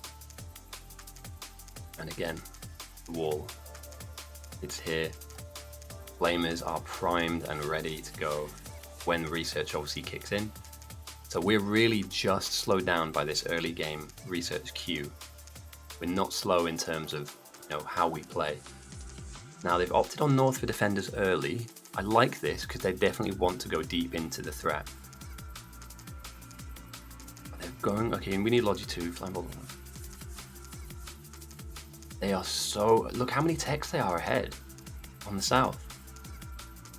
They are miles ahead, with more ambition obviously down the line to kind of increase their shooting speed, etc. But like this queue is quite frightening at 51 minutes in, and look at what they have different. I really like these new screens, by the way. This is awesome. It's just so nicer to kind of visualize them than scan through the actual tech tree itself. So thank you for whoever's been doing all the UI upgrades and stuff. You're an absolute rock star. And I know people overuse that word, but genuine, like, this is a free game mode. This is the only reason this is being kind of maintained and upgraded is because people are passionate about it. And it's nice to see that, you know, we get a little upgrade every now and again. Ah, got you. Thank you, Cliff. They are awesome. And purely just from a spectator point of view, this makes so much more sense, right? This little menu or this, for instance. Look at that. We can eat 51 minutes in, a minute ago, 24, well, a minute ago, the first jug was made, 24 of them on blue. Meanwhile, the North are behind in this science. And this is a race. This literally is our splits. By the time we get to white science, we'll know who's in the lead. And at the moment, the South, are outproducing, outconsuming. And I believe that some of this, once we get to a comfortable number of probably 2, 3, 4, 500, something like that, this is going across the way. This is going to start pumping up the evolution. Average players. Oh, I love this screen. I'm nerding out at this screen, but this is awesome. We also see how many walls have been produced as well. 3,600 on the south. Perfect. We can see who's kind of ahead of the game. Obviously, you can make them. You need to stick them down eventually. But look at this. Just a single line is perfect. Again, the bugs will get into this, but by them attacking it, it sets off an alarm so the nearest player can come and deal with it. If a bug comes here, the Beano can run over and kill it. So even just a singular wall can give you like an early warning system, and walls are cheap and they're easy to replace. So any level of brick production, you're a hero in my eyes. Genuine, modern day gaming hero. And this, for instance, very happy to see this. It's been a long time. This is like seeing an old friend that I haven't seen for years. This build and also this player. I said he was going to be game-changing. I wasn't lying. I wasn't lying. He is one of those nightmare people that if they decide today is the day they're winning a game, it's very hard to beat them. You know, it's like if I log into Dota and I decide, right, I'm playing a main character that I would like to play, that I know I can win on, there's a very small chance you actually beat me. Because just the little nuances and limit... Oh, reels? This is different. Surely they don't do a lot of this. Because... Hang on. My brain is breaking right now. Why?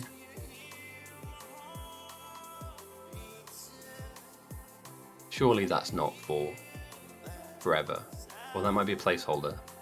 Gun turrets in this game mode, for anybody new that's watching, are very weak. And after the 30-minute mark, they genuinely have no real place in the game. Water is an issue? Somebody's pulling up. Yeah, boys, I'd get onto that. That's really bad luck. We're going red, and this... Considering how far the south ahead of you is, like, I wouldn't be messing around with power too much now, guys. Like, get it in. Lock it in.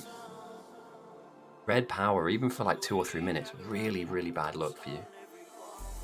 So hopefully they can square that away, because coal is a problem. And this, whatever this is also slightly problematic. We have relevant coal patches though. You can grab from here, send it in. But again, as I said at the beginning, with uranium being so close, you have to just envisage somebody working towards just getting this up and running. If you can like manipulate that uranium patch to your advantage, you'll be laughing for power for the rest of the game. There's no issue whatsoever. And yeah, we're gonna have to wait for the first send. It can't be far away, can it? We've now hit. Oh, they've got military on this. Is this like a science outpost that I thought was a threat farming one? I genuinely didn't think this was going to be anything. We're just missing steel, right? Oh no, red mags, my bad.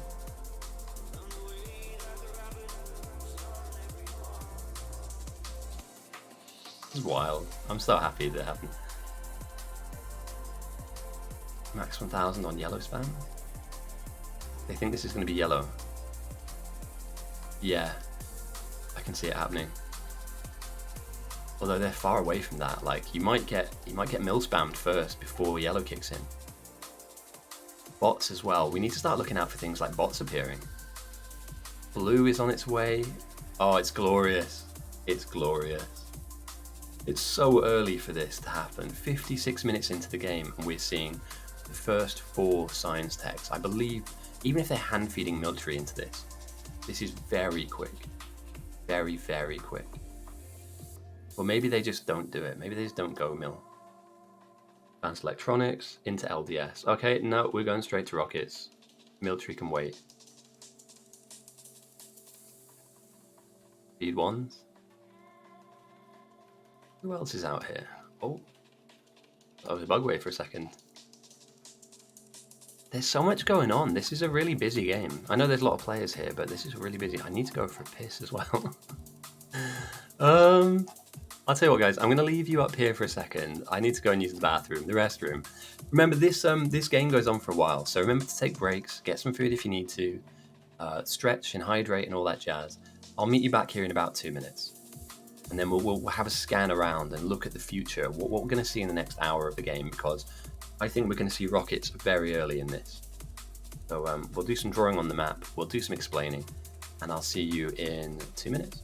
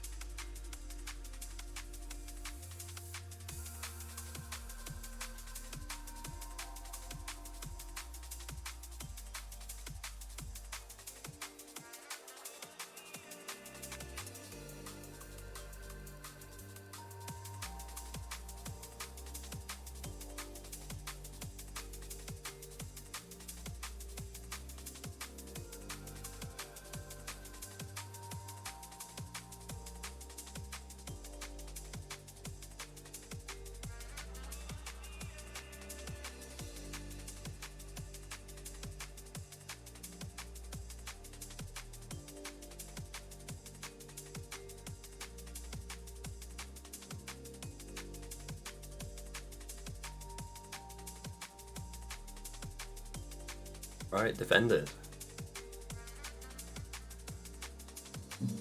At a pretty pivotal moment as well. The game is about to develop.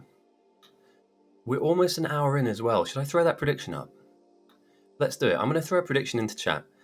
Obviously, I'd never advocate betting with real money or anything like that, but if you look underneath the chat box, you'll see that there's a little pot noodle icon. It's a bit of an inside joke, because I still do use pot noodles to kind of fuel up during the during the game. The joke is, and I might actually write to them, because the worst thing they can do is say no.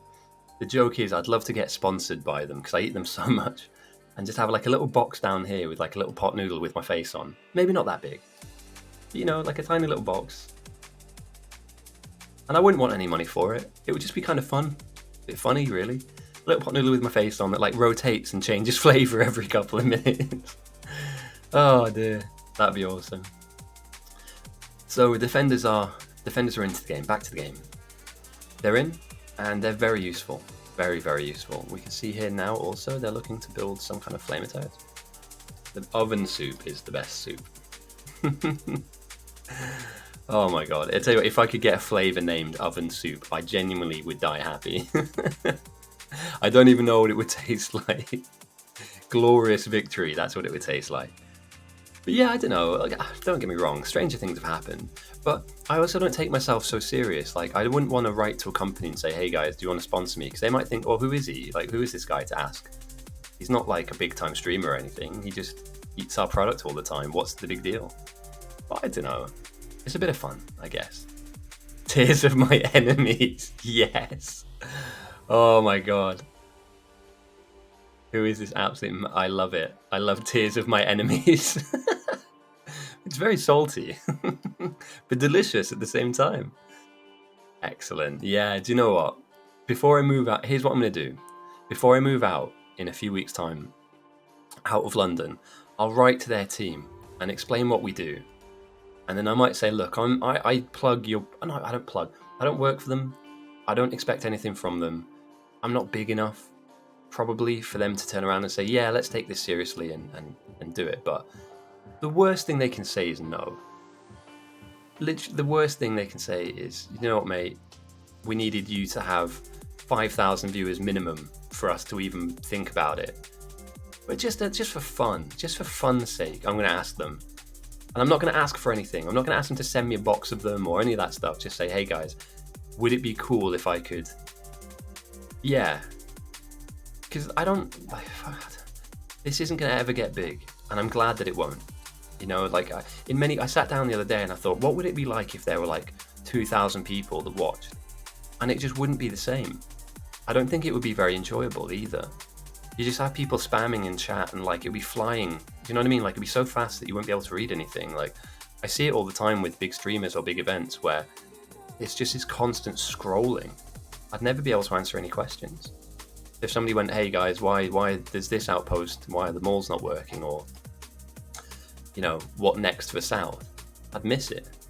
And it would, you know, somebody would sit there frustrated, not knowing what's going on. So yeah, I like the size that it is. I wouldn't really want to change it and make it really big. And if this ever blew up, I don't know, I wouldn't want to have to shout out to Manscaped and all that bullshit. Like, nah, sorry man, that's somebody else can do that, right? I'm not interested in selling out. Is that the right word?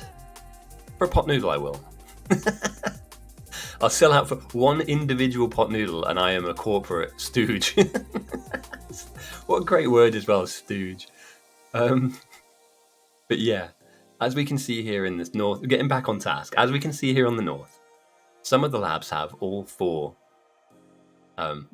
sciences in them, and that's denoted that we are now clearly in this area of the game, in the mid-game.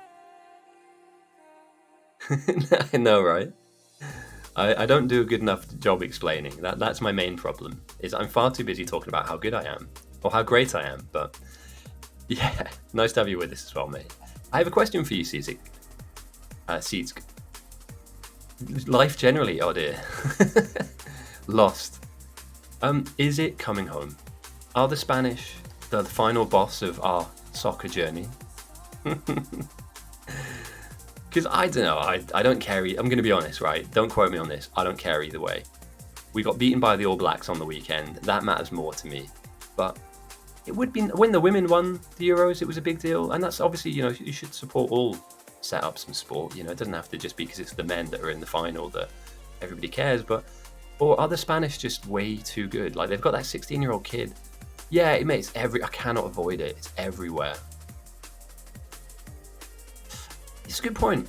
That is actually a good point. It's not really selling out if I believe in it. Like, yeah. And yeah, it is football stuff that's happening. I just can't. Everywhere I go, if I leave my house now, I kid you not, when I walk past a shop, it's coming home, and I just can't handle it, mate. I spiritually, I can't handle it. Emotionally, teleologically, physically, spiritually, at a granular level, my whole existence. I do. Mission statement. Get in the big knobs from Pot Noodle. I'll do like a seminar. But oh mate, no, come on. All right, whoa. Just bear with me for a second here, guys. How cool would this be? Fighter battles, sponsored by Pot Noodle. So it's not me. It's an individual. It's us. And in this center circle, there's like the logo. And then we can afford a better server. Or some kind of upgrade. I don't know what we would need, but imagine if they said, all right, if we can put our branding in the middle circle here, the Pot Noodle branding, and I don't know, like draw a Pot Noodle on the map, so one for north and one for south, it's just in the map as like concrete or whatever, and we'll give you 200 euros for that. Nura could use that 200 euros to like upgrade. I don't know what we'd need, but we could upgrade and stuff. So maybe I write on behalf of the community and say, look, we do 1v1 tournaments, we have an active community, we have people that stream, we have speedrunners who with really big communities that come here, and I feel like we're in a place now with stuff like this where we can kind of explain, you know what I mean, you can make it more, it's more accessible for newer people, even though, and I appreciate it is niche, I kid you not, it is niche, but oh, mate, don't give me ideas. I've already talked about 3D printing one of these things. I'm so bored, mate. I'm learning 3D printing, and I want to make one of these. And actually, like, cut the doors open so that it can all... Yeah. Can you imagine a Pot Noodle coming out of the hangar? Oh, mate, no. Here, this. Instead of science jugs, we have a red Pot Noodle. And a green Pot Noodle. And the assembly machines make Pot Noodles instead of science jugs. That's selling out. That is selling out. But imagine the science Pot Noodle. Oh god. Terrible. And when the silo explodes, Pot Noodles come out instead of fish, because we just sell out completely. Oh mate. I'm here for it. Oh dear, right, so getting back on task. We have a lot of science coming in. We're screaming into the mid-game now.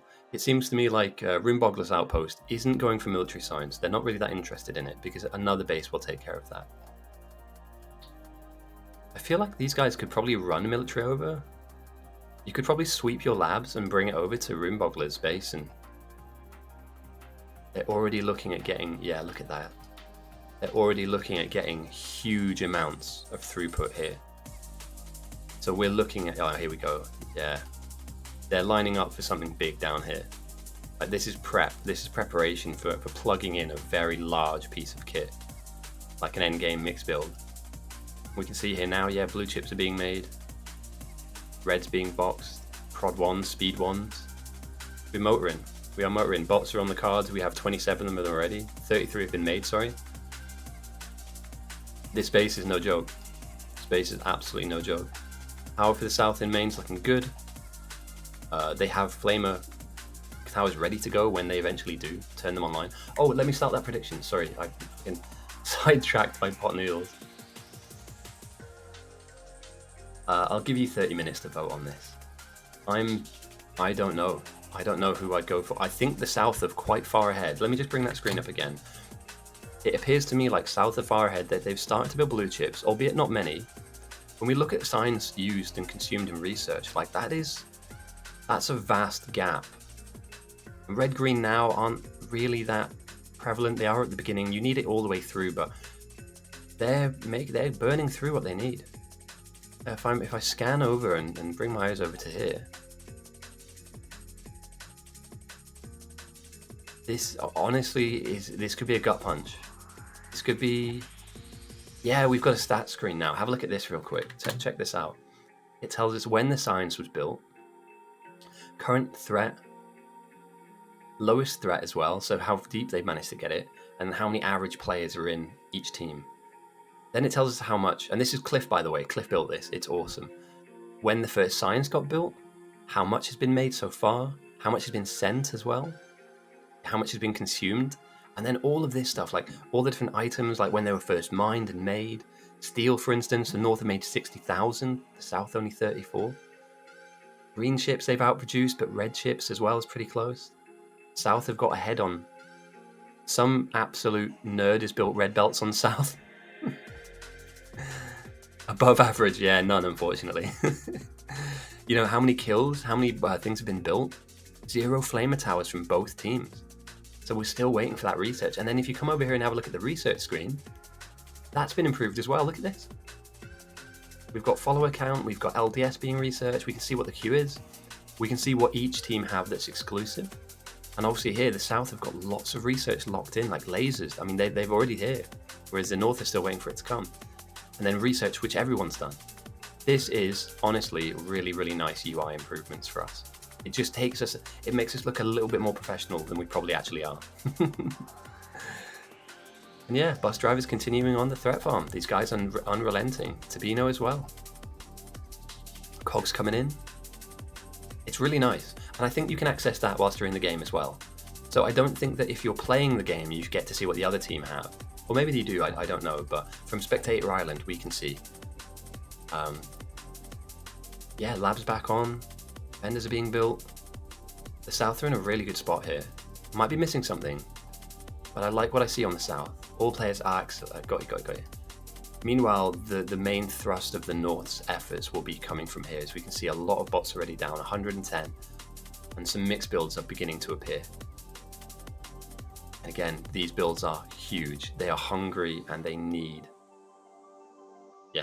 a lot of stuff to be fed into them to pump out the necessary components to make a rocket. Basically, when this game mode, at this difficulty, there's only one thing that needs to happen, and that is you send rockets to get the most powerful science to evolve the enemy bugs way beyond anything that the enemies can fight. And then yeah, from there, we just see one base just collapse, unfortunately. Or fortunately, depending on which side you're on. But yeah, PBVL's doing a good job here threat farming, along with Zero Sun. The defenders are very strong early on. And if you get, like, you know, the shooting upgrades, etc., they can provide you defensive coverage for a while, but not forever. And I like this. They even have a small car facility as well. This is actually really kind of important. So if you play in main base, and you know the outposts are having a tough time, what I like to do is I like to build cars and put them where you respawn.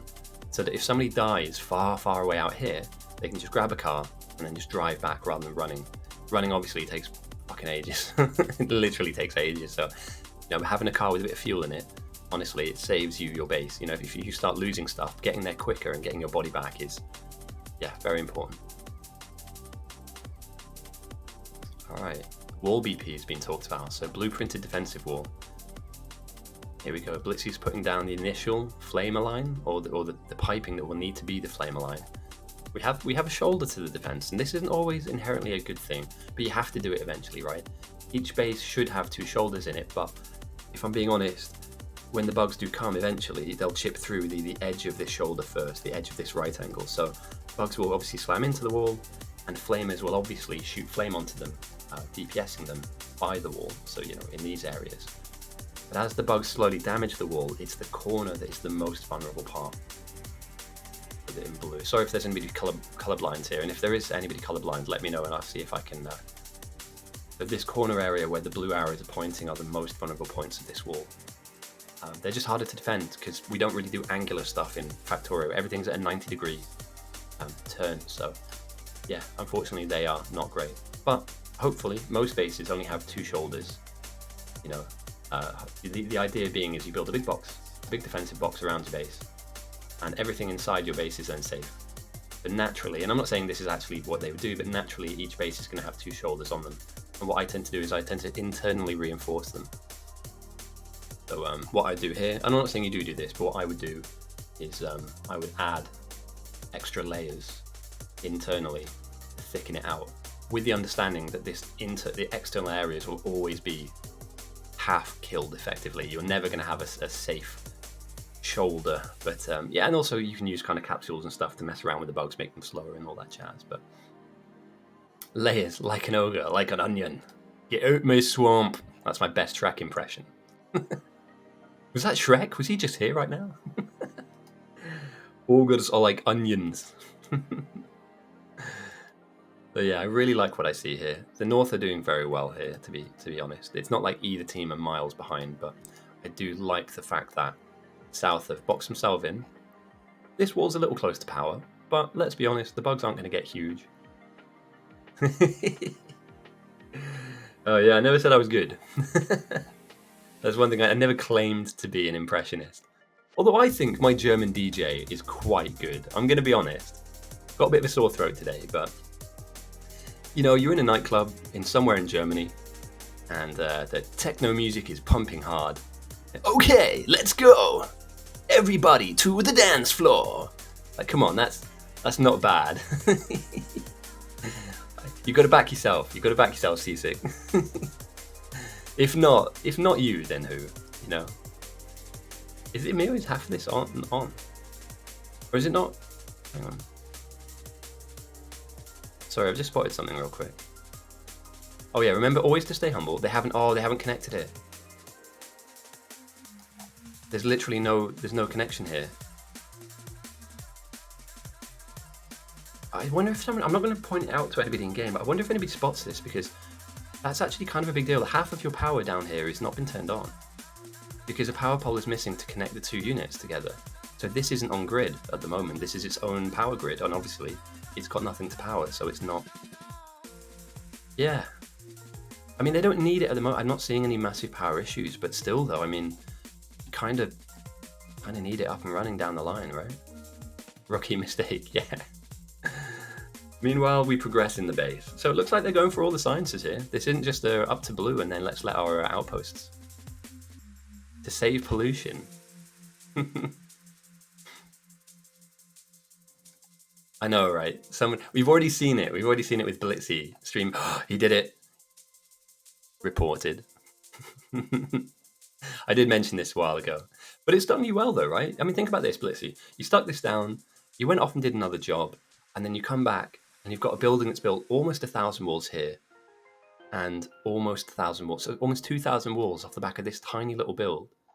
And you haven't taken coal away from areas that need coal. You haven't stolen rocks that needed to be somewhere else. But this is an individual play that's allowed your guys to get their walls up. These are your walls. You know, you have your efforts as an individual has protected your team. How cool is that? Now, it's labor intensive, and I feel for you on this. I do this all the time. It's a lonely place to be when it's just you.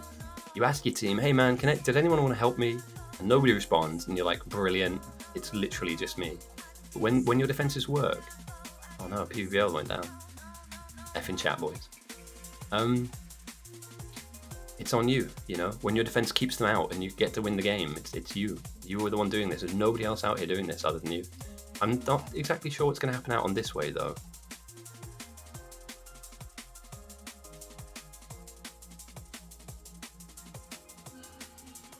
The belt overrun on Furnace. Are you in game? Can you ping it for me? Look at ping. Oh, yeah, I know what you mean. 8 stone and 8 coal. Yeah, got you. It's so hard to feed them fully as well, to be fair. They are hungry beasts. But there's still room for more stone down here if they wanted to take you through. Like, if your stone line is jammed, I would always just peel some of this off. I mean, look at that, stone line's jammed, man. Grab those bricks. Wait, what? Why? Who did this? Did somebody pull up?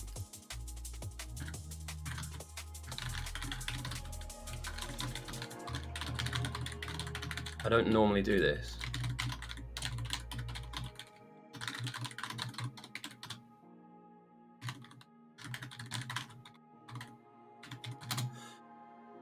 That's not great, unless...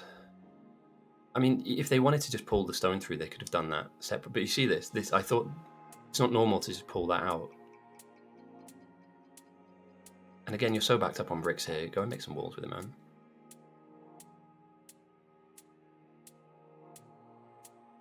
Anyway, we'll keep an eye on that. It's just weird how that's a missing piece, effectively.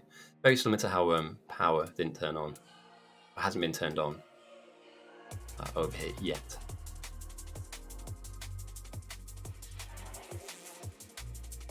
Purple ready. Q-Crat. Dangerous. Oh dear. Okay. Hey, nice to have you with us, Joey. I completely agree, mate. It's huge. That front line is basically where the bugs are. And it's fine for now, like when it's comfortable where we're at 8.5% evolution. And they have done well to drive the threat number down. But if I can get my high-level NASA tools out, and we all know, obviously, the bugs will they'll make their way around you, you know? Yes, they will slam into your walls. Yes, your defensive turrets, like your flamer turrets and laser turrets, they will kill them off. But we see this every week. You can bet your house on it. There will be an attack that is lateral, and having a very tall base does not help you in that respect. The same way that if you have the walls very far out. In fact, let me zoom out a bit more and I'll try and do a comparison here, because this is a really good point I think that we can all learn from. About there will do. I want it zoomed in a bit more. There we go, perfect. If we look at the defensive area that we're covering here, I don't know what this base on the right is, but I'm going to include it. No, actually no, they've drawn a wall here, so let's just say we include up to here. I don't exactly know what's going on in this area, so we'll just ignore that for now. We'll just ignore that.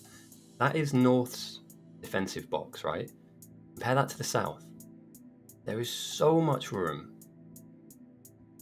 that they don't have to run around it.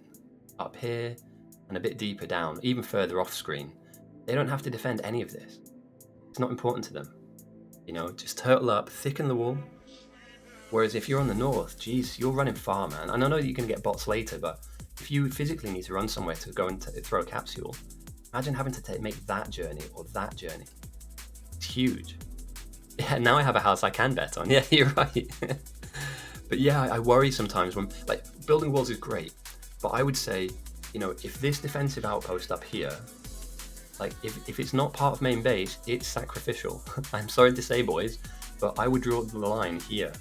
That's the roof of my base. And anybody here, good luck, boys. If you want to come behind the wall, you can, but I'm not sweeping your build into my base, because there's nothing up here of value after a certain time in the game. And it's the same as building power up here. Like, this is great. It's a lot of power, but it's sacrificial. Like, I'm not adding an extra 5 kilometers of wall just so this, that could easily have been built down here, gets included into our defensive plan. So the captains do have a good read on it. The bots that need to repair the wall, yeah, but not with repair packs. Right? Let's just get that very clear. No repair packs in bots, guys. Nuclear power is a thing, and we will see it today.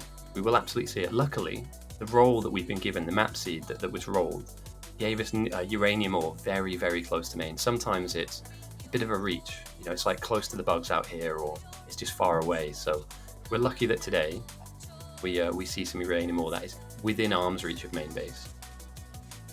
And this is what I would be thinking about now if I was on the south. Like, are we utilizing this? If so, yes, great. Where can we even put a nuclear reactor, right? Probably as close to the silo as possible.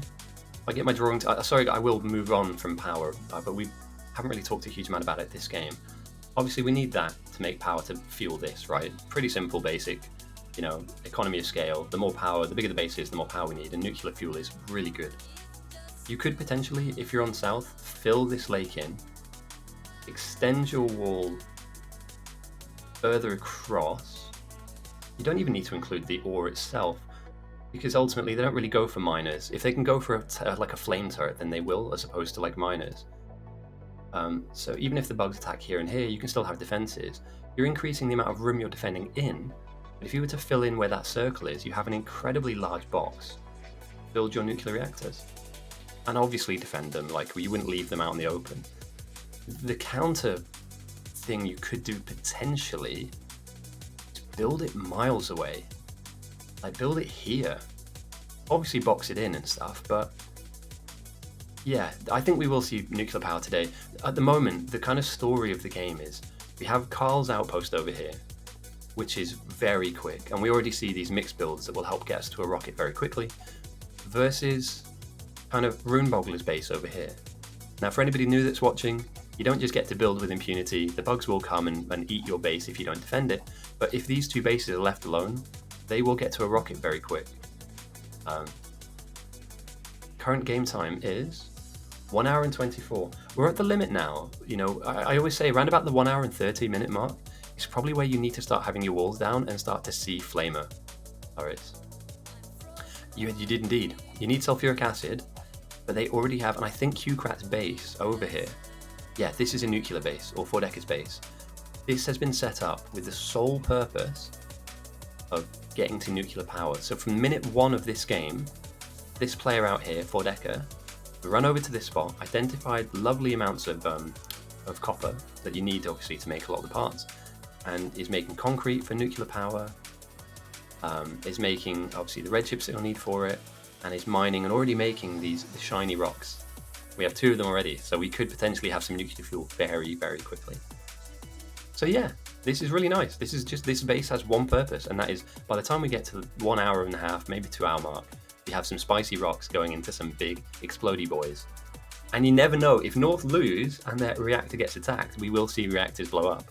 The biggest one we've seen blown up is a 3x3. We saw 9 reactors explode at all in one go. And the bugs were so strong they didn't even die. Covarex is not really a thing. I remember somebody was really keen on trying to make it work, but the kind of conventional wisdom is that we just use the ones we get rather than try to recycle them. I think if you were on to a really long game, so let's say if a game lasted half a day, you could potentially argue that yes, you know, Corvarex would pay for itself down the line. Or if you had enough ore, so if the patch was huge and you could just siphon off every other spicy rock to a recycling kind of part. But yeah, generally speaking, we wouldn't be using Corvarex. I do like it though. In normal playthroughs, sandbox playthroughs, I'm a big fan. Yeah, exactly. Yeah, and sometimes you just need it right then and there. You just need the fuel, you need the energy right now, because you need 40 odd of them before they start paying back itself. So, but as an end game thing, if you're maxed out on nuclear fuel and you don't need any, this is huge. Look at the state of this. How many lane? 1, 2. This hurts my eyes. Sorry guys. 1, 2, 6, 7, 8, 10 lanes of copper. I said you need a lot. You need a lot. That is a lot of copper. This will fuel a base that is capable of building a rocket very quick. You need to smelt it all. You need to process it. I mean, if you want to mention it in game, I mean, I'm sure they won't laugh that hard or that loud. Just quickly pop into Discord and say, boys, you can get that ore quicker if you... I'm still very interested in this, by the way. There comes a point where this doesn't really make any more sense to continue on. Unless he has a number in his head. You can obviously, if you have a look here at the feed values, you can do the maths as to what sending 1,000 would do, what sending 2,000 would do. So maybe Open Drain has got in his head that he wants to insert that number, and that will get the other team up to a certain level of evolution that they can handle.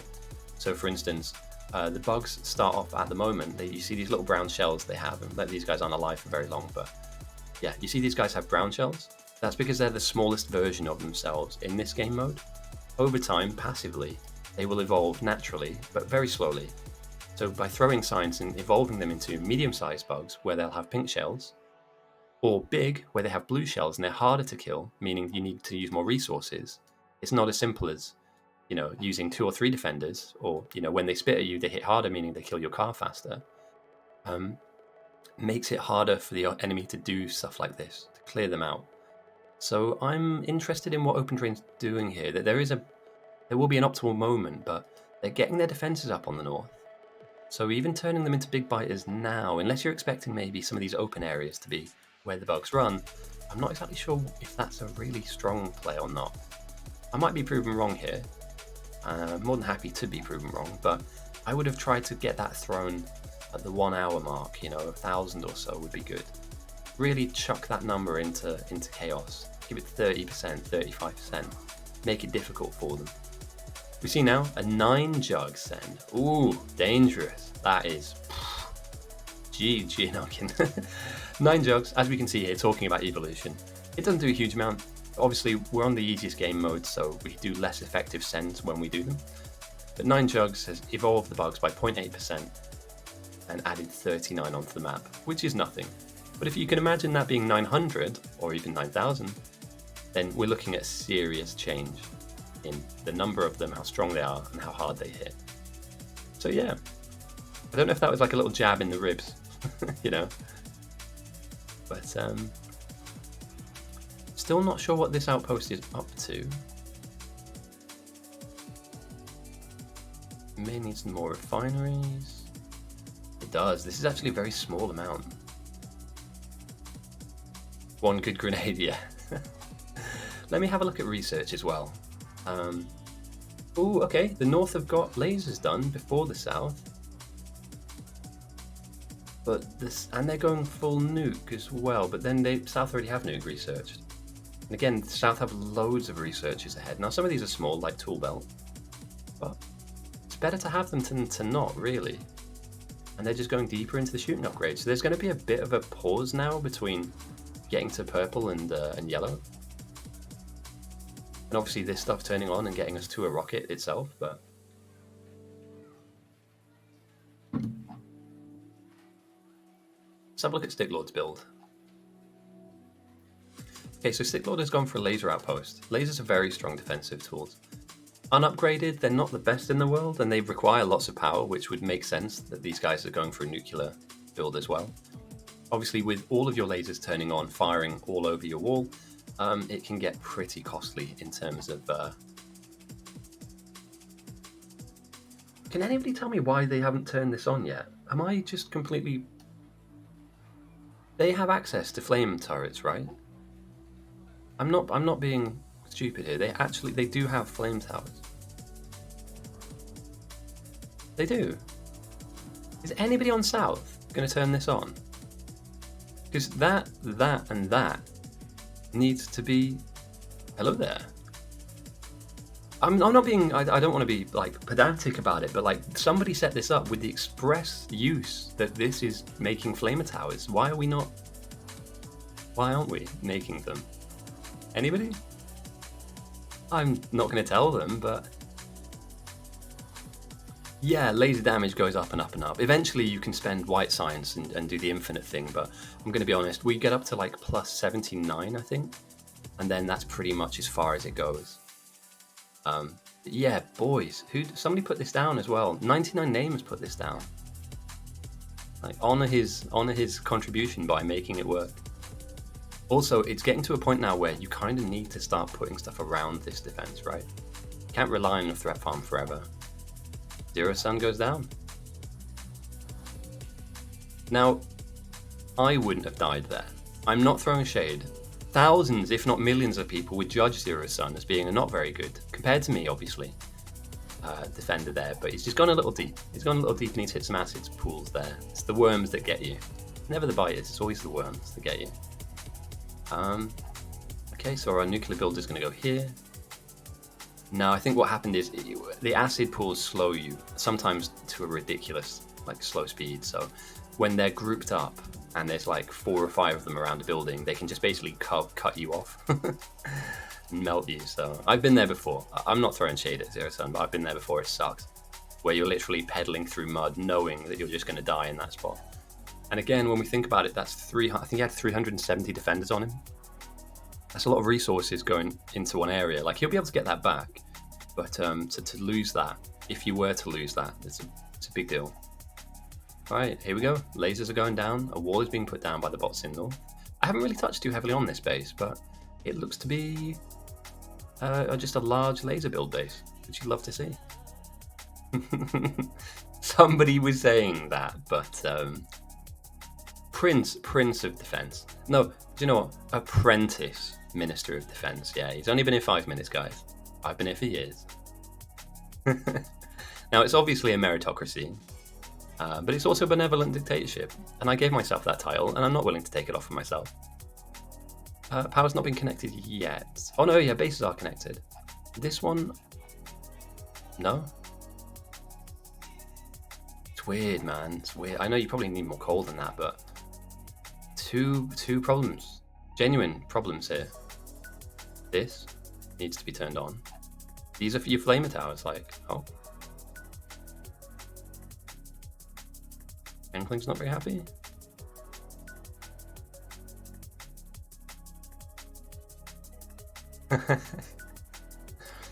Why are we... What's going on? Someone's removing tags. Got you. Okay. Ah, right. They plugged in too much. Some of this needs to be copper. And again, yeah, here we have another belt that should be... Ooh, you need to flush that out then. That's going to be rough. I just cut the belt and flush all of this. Oh, that's rough, mate. Somebody's just inadvertently just put more stuff in here. It's a small mistake, but it can cost you time.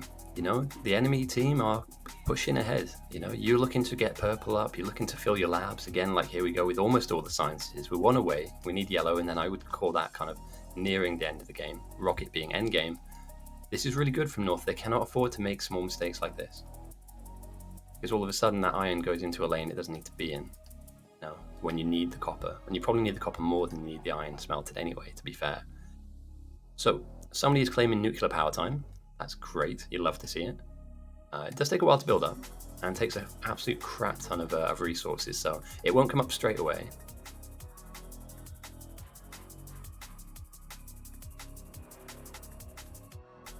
You've been shit at something for 10 years does not mean you're better than someone who's been doing it for 6 months. Yeah, time in post, mate. Time in post. You know, I'm an expert by experience, not by like qualifications. Here we go. I believe that's going into labs, right? Yeah, they're not just No, I know what you mean, mate. I'm fully aware. Yeah, I know you're not talking about it, but I get you. And I've bumped into people that have had that happen, where they're just promoted or over promoted, I think is what the way you call it. So okay, problems. Number 1. The North, this. That's one bad thing. One good thing. Nuclear is closing in on getting up and running. Great stuff. And also another good thing, the laser base is doing really well. South, bad thing. They've taken their eye off the ball. They're miles ahead. And I kid you not, they are miles and miles ahead. They are not covering themselves in glory by not defending this wall. I know that the idea would be to have, you know, I'll get us some lasers and, you know, we don't need flamers. Flamers they make the difference. They make the difference, and they can just sit there and not be needed or not be used. But this is a problem. I probably sound like I'm being like over pedantic. This should have been turned on a long time ago. You need at least 100 to 200 flamers sat in a box, because when they start dying, that's when you're going to need them put back in on.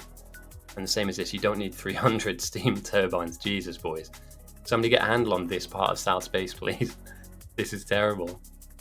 So that's a negative. One negative. Not a huge negative. That's a negative. Positive. This huge. This is a behemoth. The amount of smelting that's coming through this right now is enormous.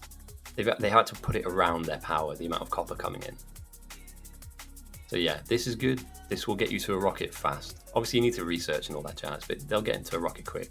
A nice amount of purple here to be built too. You don't need a ton of it, but you do need some. And you imagine down the line, yellow will come too.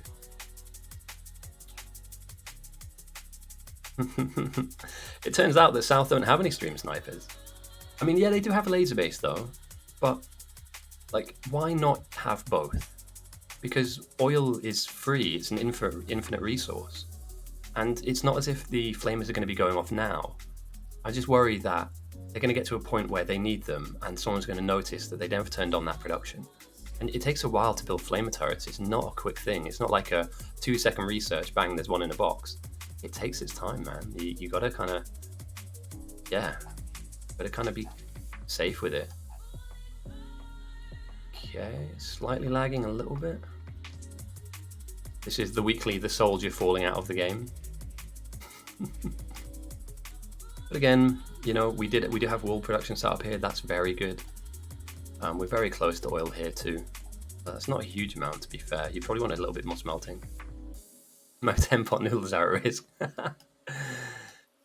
Nothing is stopping anybody from going into this game and saying anything. So if you really want to get your pot noodles, you know, back from the brink of defeat, nothing is stopping you from loading in and asking people why that building isn't working. But it's just, he's done all the hard work here. Literally, all of the hard work has been done. Meanwhile, we had a little bit of an issue up here with one of these smelting lines being flooded with iron instead of copper, and I think, yeah, that's now being fixed. Cogito with Ascend. Okay, they're on 15%. These are all the weaker sciences anyway, so you probably have an abundance of them. But yeah, 400 jugs changes the evolution by 2%. It's not a lot, but later on we'll see thousands being sent, and that will make a huge difference. But do you know what? If you've got it spare and you don't need it, I wouldn't advocate to do it all the time. Do it when you can plan to do it. But yeah, I don't mind it. And here we go, lasers being built. 10 noodles. I think the real question to ask is how many noodles would be, you know, 100? 1,000 pot noodles. Surely 1,000 is more than enough to risk getting out of bed and warning somebody. I mean, what they've probably done is taken their eye off the ball. They have lasers being built. Do they have an outpost making lasers as well? Open Drain's committing to this. Are these guys our laser base builders? I don't really know what the function of this is. Okay, we do have some lasers getting made eventually, and bots as well. 190 bots. So that's a kind of a support outpost. Open Drain's doing Open Drain things. This base seems to just continue on to threat farm. They don't really need anything else in terms of research. So they're just going to carry on driving the number down. This will be our laser base. Not our laser base, sorry. This will be our rocket base. And as you can see here, LBS is being absolutely slammed into these chests. Ah, that sucks, mate.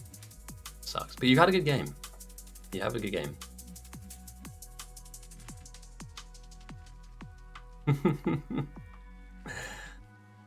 Skin. Oh, the main silo is a pot. Oh god, please. I will write down a list of ideas. I think the best thing I can do is ask Neuro first. At the end of the day, it is his server. I don't want to make, but it would be cool if they said to us, right, we'll give you 100 euros if you can have this advertising on our, you know, put it in your title of your stream, and you know, put a little sticker on the screen, not an obnoxious one, but one that just says, hey, sponsored by. That 100 euros could go to sponsoring the next tournament we do, because we do cash tournaments where people can win money. Somebody walked away with 500 euros after winning a 1v1 tournament. That's not bad, man, for playing a game. So imagine if we got sponsored in that respect. And we could use that money to upgrade our systems. We could use our money to upgrade our server. I don't even know if we're on the fastest server we can afford. Yeah, we have done that in the past, Joan, sorry. We've done that in the past. I've been contacted by a mystery team who basically thought they'd practiced for an entire week to beat our entire server. In fact, you know what? I've got that game somewhere. Let me go and find, for any of you guys that want to know where this stuff goes, I have a YouTube channel that I just upload the VOD of, you know, the games. So for instance, if this is an absolute banger, people can watch it back. And I believe the most populated game we had was 67 versus 7. So for anybody that wants to see where these videos go, or maybe watch older versions or older games, they go up on here. And it's not for me to get ad revenue or anything like that. It's just a place to store them, really. But I think 67 versus 7 was the highest. But we get people like mystery teams ask us to. No, I think there is interest. There's definitely interest in setting up the 1v1 tournaments. I think it's just a case of who, where, when. Do you know what the best thing to do, mate, is ask in Discord. I'm almost certain that people will, if there's enough people that want to do it, because it's the players. Oh, yeah. I think that's fair enough. It wasn't... I've already said what I want to say on that front, but I don't think that was handled particularly well. Again, just my opinion, but... Yeah, on that note, let's change the music out, because drum bass... Long story short, mate, and I'm not going to go too over it, but... One player who no longer is part of the server was threatening to find and kill 2 of our admin staff. Obviously, that, whether he means it or not, is alarming and distressing. And I don't think that he was mentally in a very good place. I'm not making excuses, but it shouldn't have been an argument. It should have just been an instant ban. I don't want to hear it. I don't want to know. I got into an argument with some people in the admin channel. Again, I'm not going to go into too much detail, but I got into an argument because nobody was willing to pull the trigger and just ban him. We were talking about keeping him around, and I was just like, nah, man, that's not okay. For me, that is the line. The line has been drawn. We have rules on the server and all that jazz, and I disagreed with a few of the admins. I'm at a bit of, I'm no longer, I mean, I'm an admin in terms of I set up the games, but I'm not an admin in terms of rules and all that jazz. That's about as much as I really want to go into it. That was a while ago. It's different now. There's lots of good stuff that's happened in our game, such as stuff like this. Where we have these new stat screens and, the research, lots of really good stuff has happened. So I don't want that one thing to overshadow what has been a really positive thing, positive setup in our community. But it definitely drove a wedge between me personally and a few of the people.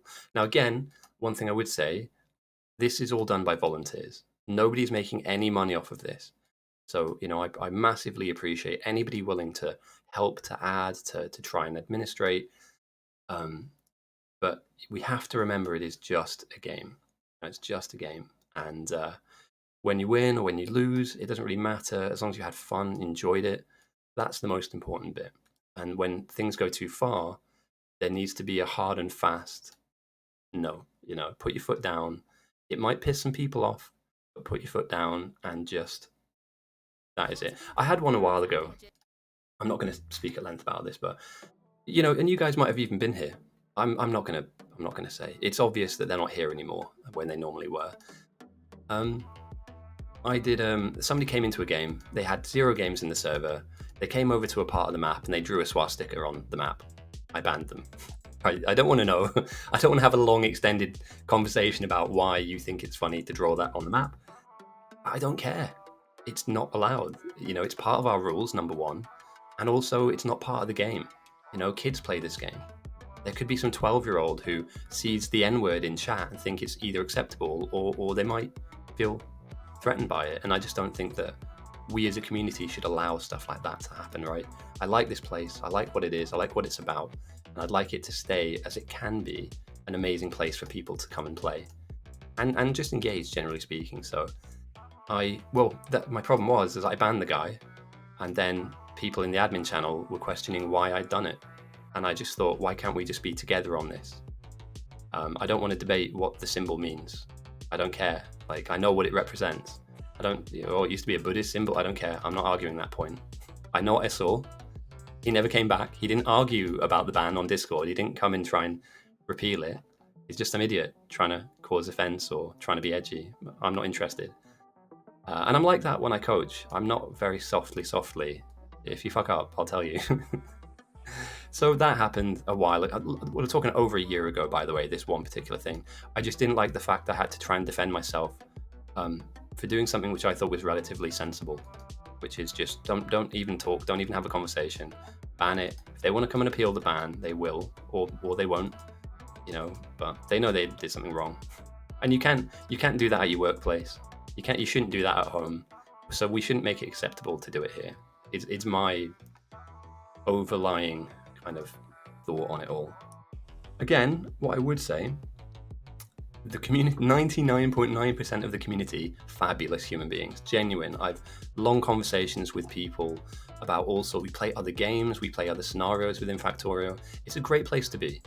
Every now and again, and you will find it, statistically, you will find the idiot or the person who's trying to break the server or we just got to kind of be collectively together in this and try and maintain. And again, you get some people like Cliff, man. He's built all of these new UI elements that we're seeing. We have some fantastically talented people here. You know, it'd be a shame to lose them off the back of keeping idiots around. They are. It looks like they're like encapsulating all of the output. It's a really big front line here, mate. Really big. Sorry, I've just chucked some random music on whilst we chat. Like I said, I don't have any grudges. However, I just had some disagreements. This is a huge front line, and again, like, do you? Okay, so the bugs can still get in. Bugs can still. They're safe here, here, here, not here. Oh yeah, and the laser outpost is properly defended. I mean, this is what you want, like double row lasers, pattern on the wall. We haven't gone through it recently, so I'll do it now because it is. I like to explain why we see this. The bugs have an AI. If they can, they'll just walk directly through your base if you give them the chance to. What we do is we have patterned walls, as you can see here. We have this H pattern, and what that means is a pack of bugs will hit this. It will slam into the H frame. And they need to make a decision. They need to solve a problem. They'll either attack this, or they'll bounce around and rebound in this area, eventually making it to the wall. All the while, our laser turrets will be firing at them. So as they get confused within this puzzle, within this structure, they'll be taking huge damage. So I like this. I like this design. The wall itself is quite thin, but I'm sure that you can thicken that up, you know, to be a lot thicker. Yeah, they won't. If somebody's cut a path directly through, I hate that. That's one of my bugbears. Is when somebody goes, "I need to get through the wall," and they just rip up like a straight line through, and they never put it back. But yeah, this is. Do you know what? Let's sack this music. I've got some better music I wanted to put on. Sorry. I just stuck on a random gaming one. But I remember there was one I wanted to play. Perfect. All right. I might turn this up a wee bit, just a teeny tiny bit. This is that pirate music that we listened to the other day.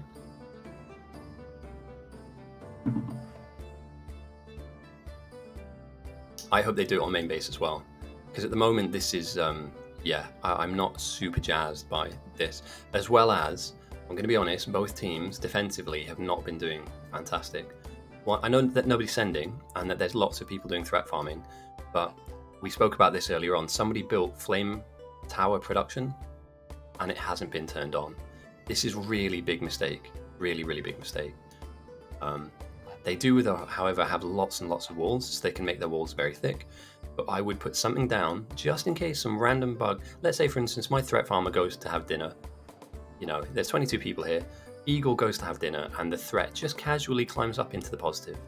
All of a sudden, they're smashing into things like this, smashing into your walls, and there's nothing to push them back, there's nothing to kill them. And even at 11%, they can be pesky, they can be annoying, a nuisance. But the behemoth grows, and as we can see here, everything is lining up for this base to get to a rocket first.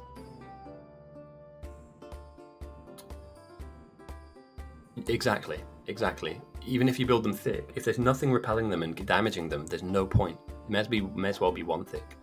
So I think we're going to see a point where, and these guys aren't far behind actually. Sorry, I don't mean to click on that.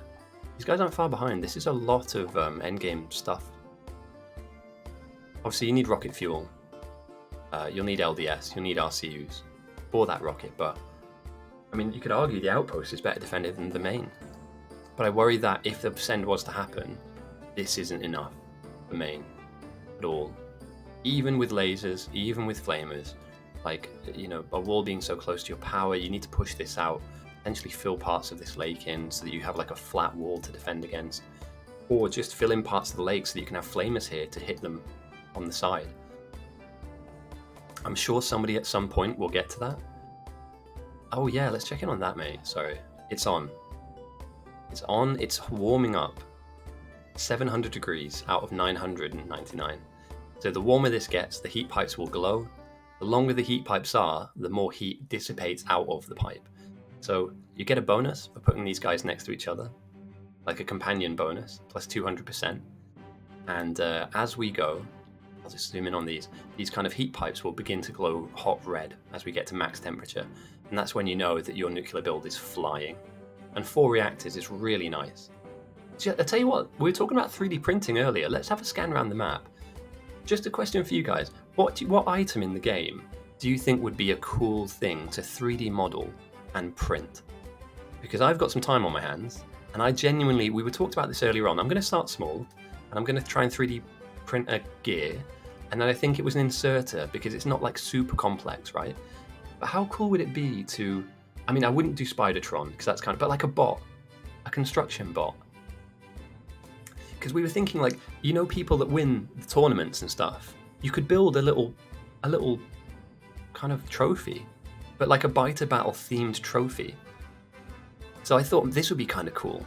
3D print a working insert, that would be cool. The late game thing, the end game for me, I want to be good enough to model this, print it, like the size of a mouse pad maybe, and then see if I can get the doors to open. You know, put some little tiny LED lights in here, a tiny little smoke machine, you know, for coming out of here.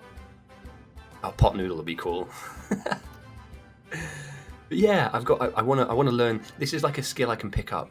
It's not going to be like pay the bills, but it's something to keep me busy, something to keep my mind working, and I like it. I like the idea of it. So I think the first things first is the modeling of the item, and I think you can do it in Blender. I think most things you can build in Blender, and then you can export that to like whatever the relevant software is.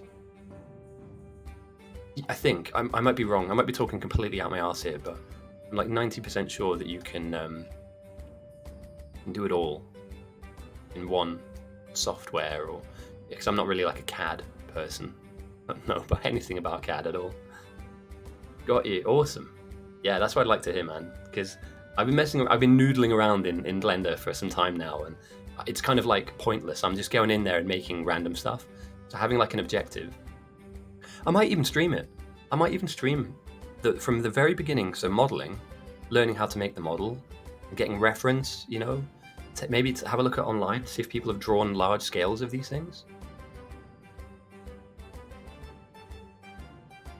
They do. Oh, that means there's a Blender file. There must be. I wonder if there's a file that you can download just to give you a rough. Because I'd want to try and make it funky, make it my own, but like that can't. Look at it in terms of. There's a base, there's 3 legs, there's these like raised side areas and the swivelly bit, so the mechanism in the middle, the arm, the attachment, then this kind of like scoopy area. This couldn't be too hard to build. I think it's the thickness and size of everything. Most 3D printers use STL files. Ah, awesome. Hey, thank you, T-Bucket. That's awesome. Given out by Woob. Spent 9,999 hours making them. Yeah, it's just side project, man. So yeah, I was thinking construction bot would be kind of cool. Just a little one. I'm talking like keychain sized ones, you know. I think a rocket would be cool. The silo would be mega. And then somebody sent me the screenshot of a laser tower already been made. But that's not super hard. Because a lot of it's like metal framework, right? It's just the legs, the head of it as well. You've got this bended neck and the rotational thing. And you could put a tiny little red LED. Oh yeah, we're going to do this, mate. We're going to do this. But we're going to walk before we can run. I don't want to pick a project that's too hard and then just get my ass kicked. So I might try and pick something that I know I can complete, something easy, like a water barrel, I think somebody said. So I will get a blue chip. I could print a blue chip. That's an easy one, actually. Because look at it, it's really not that detailed. There's 3 corresponding circuit board bits and the blue board itself. I mean, I could knock that out pretty easy. Obviously not the most complex thing, but you've got to start somewhere, right? And I am literally starting completely brand new. As we see, as I meander our eyes back into research and the game itself, let's take a look at the team stats. The first Oh, that's close. Whoa, that's really close. The first yellow for south and north are 2 minutes apart. Although the north have built a little bit more. Oh, south have built a little bit more yellow. The north have built more purple, but consumed less of it. No nukes on south. 5 reactors, 4 being used. 2,000. Oh, this is where it gets dangerous, guys. 2,000 being made. 800 down on the south. 200 have been made. Only 3 are down. That's scary. Genuine. That is. That's not great. So there's a huge discrepancy in terms of defensive structures. The north have so much more to deploy. Now I agree, most of that is going to be in Rag's base. Most of that is this. But still, though, that stuff that the south just don't have access to. Now, could they? Oh, nice. Let's have a look at that. Search Thingiverse. Oh, that's really cool. Somebody made a Spidertron. Oh, the pen holder. That's cool, mate. That's really cool. All right, I need to save this. Let me just save this website real quick. That's really awesome. I don't know. Definitely losing a 10 bots. Maybe, I'm just like noodling here, spitballing here, but maybe the South are going for that no defense build, but they're just putting a wall down just in case. It's like the Jimmy 50 open, open build, but instead they're just thanks. I will do, mate. I will do. Once this stream, once this stream is over, I think what I'll do is I'll stop it so that I have a clear game, like a full Fighter Battles game I can upload. I might have a bit of dinner, and then I might load the stream back up and start researching 3D printing. Just like modeling techniques and just try and grab some resources. So you might find me in the is it Arts and Crafts Twitch subreddit? Because there's like just chatting, and then I think there's like an arts one. I think that might be what they're going for. No need to defend if your opponents die first. It's a fair shout. It is a fair shout, and they are. Let's take a look at research. This will give us an idea of where their heads at. Oh dear, they're so far ahead, mate. No, I'm not turning up on hot tubs at all, mate. Oh dear, look at this. They have exclusively so much more research than the North. And look at that, they've even got the effect transmission. They already have that. This is so weird, man. North look like they're ahead. If I just loaded in now, I had 5 seconds to look around without looking at any of the production stats. I'd look at North and I'd be like, yeah. I mean, just the scale of this. They have a silo blueprint down already. Like, they are ready to go. Now, obviously, it's how many rockets can you launch, because sometimes one isn't obviously enough. But the South just got hit hard. Holy crap. South just got hit really hard. 3,135 purple jugs. Increase the evolution by 60%. And you can kiss your ass goodbye if you are threat farming. So the bugs have evolved. They're now big. They evolve at 50%, but at 73%, they're going to be very, very strong. Obviously, the threat number is still in the negative. However, it takes a lot longer to kill these guys. And my worry now is that they're very, very close. If they do begin to go into the positive, yeah, I would. Even if, and you can do this, by the way. So let's say, for instance, I'm the closest base here, bus driver. You can build a small box with very thick walls. We're talking like really, really thick walls here. So imagine that's like the chunkiest you can have. And inside of there, you could have like a 4x4 or a 5x5 of lasers, and you run bugs past it.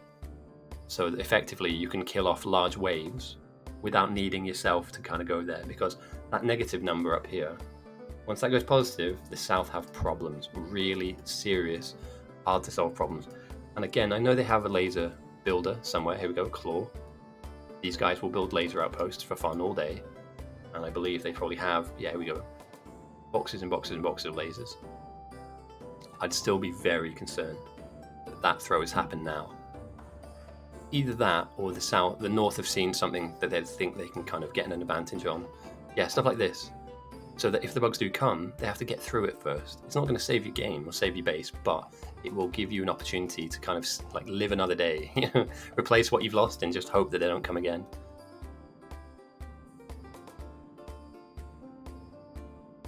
So, all right, where are we then? To the south. South have got yellow on, and yellow in their labs. So yeah, we are looking good. Silo area, where are we thinking? Because we're not... To see a rocket, we need a couple of different things. We need RCUs, rocket control units, we need LDS, and we need... My brain is misfunctioning. LDS, RCUs... Oh, I'm an idiot. I should know this, but my brain is just tweaking. RCUs, rocket fuel, and LDS. Fuel, you're correct. Thank you, Scotty. Yeah, sorry, it's been a long stream. And I need coffee, but I'm not going to go off and make one yet, because something big's happening, which is the evolutions kicking in. I hope you're having a good day, mate. This is a very good game. A very close game as well. And I believe some fuel. Well, actually, quite a lot of fuel, to be fair. At this early point in the game, 200 odd is sat there. The question I would have for this outpost is, what's the number? What's the magic number? Are we thinking 10 rockets? 5? Are we sending the first 2 or 3 just to jack the number up to see what it does? We're on ITYTD, by the way. I might need to actually, yeah. Just all it is just a bit of a boost. A bit of a boost of energy. Alright, this... Still not plugged in. I feel like it's just not. They'd rather go brown power than plug the second power thing in. Caliphate Bop is frozen due to lag. Oh no. Playing in the state, or from the States, I think, so obviously it's very, very far away. Yeah, well, silo's down. In each of these kind of containers, you will have parts for the silo. You obviously need production 3 modules in there, so you make the most of the stuff that you have. But that signals to me that they're looking at, yeah, this is where we're going to do it. And I don't see that from these guys. Silo research maybe hasn't been finished. There's no queue.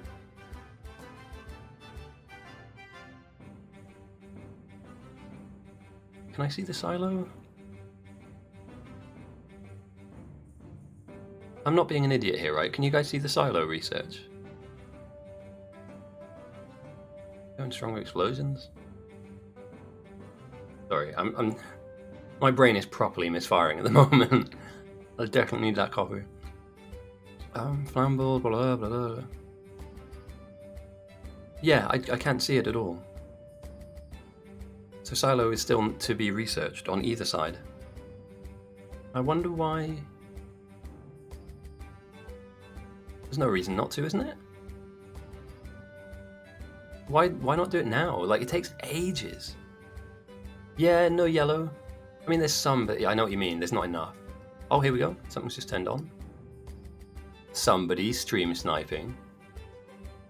I'll just quickly click on Ghosty's stream and see what's going on. Oh! Should we go and see if that power's been...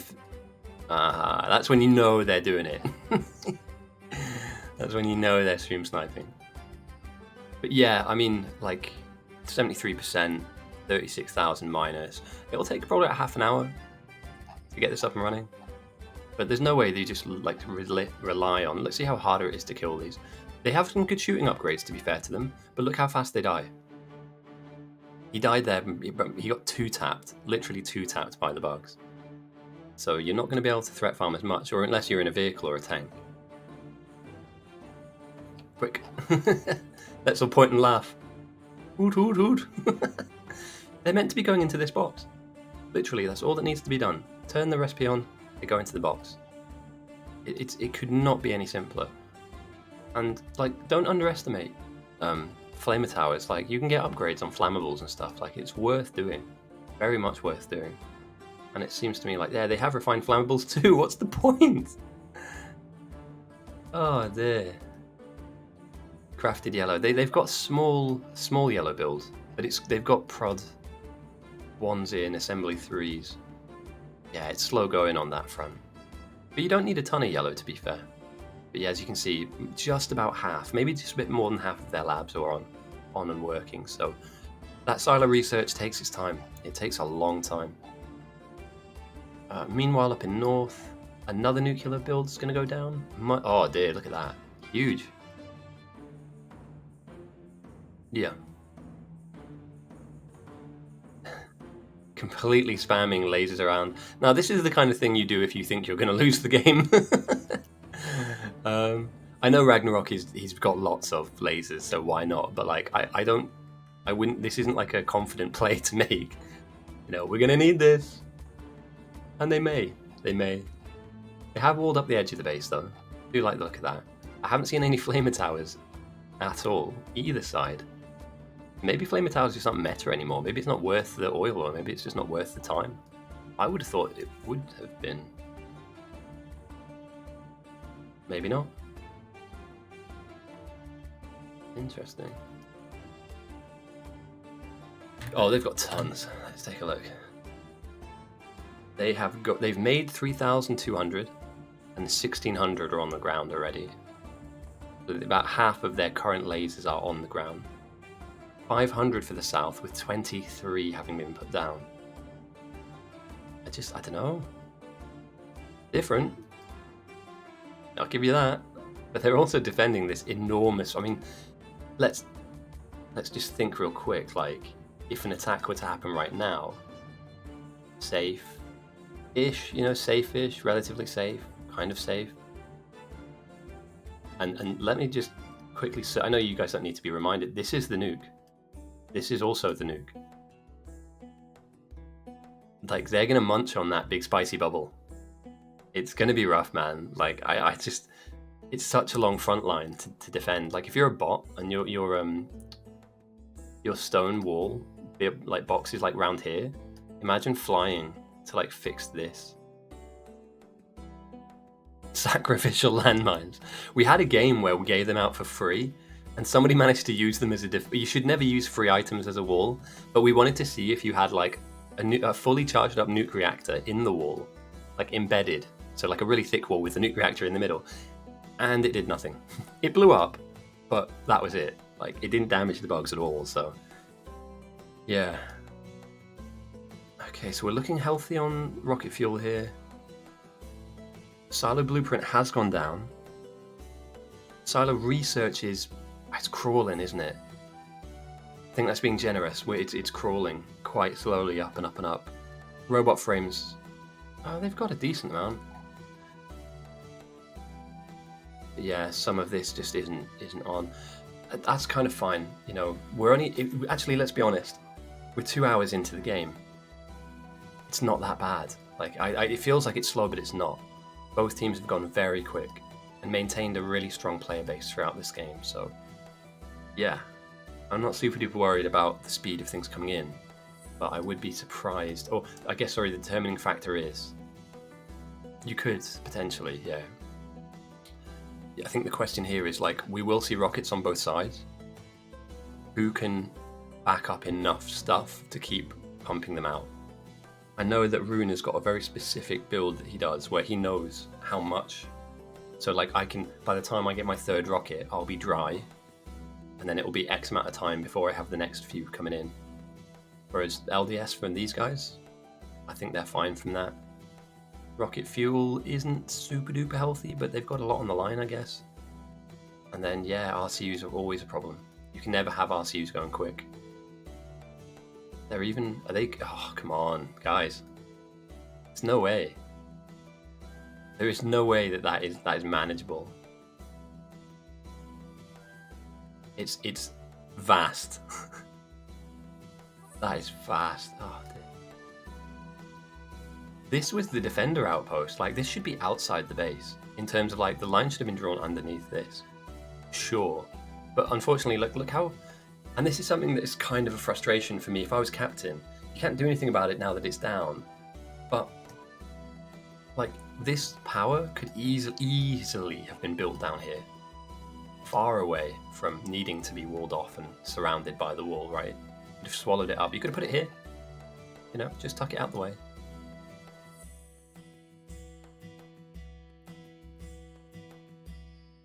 And we see an empty line.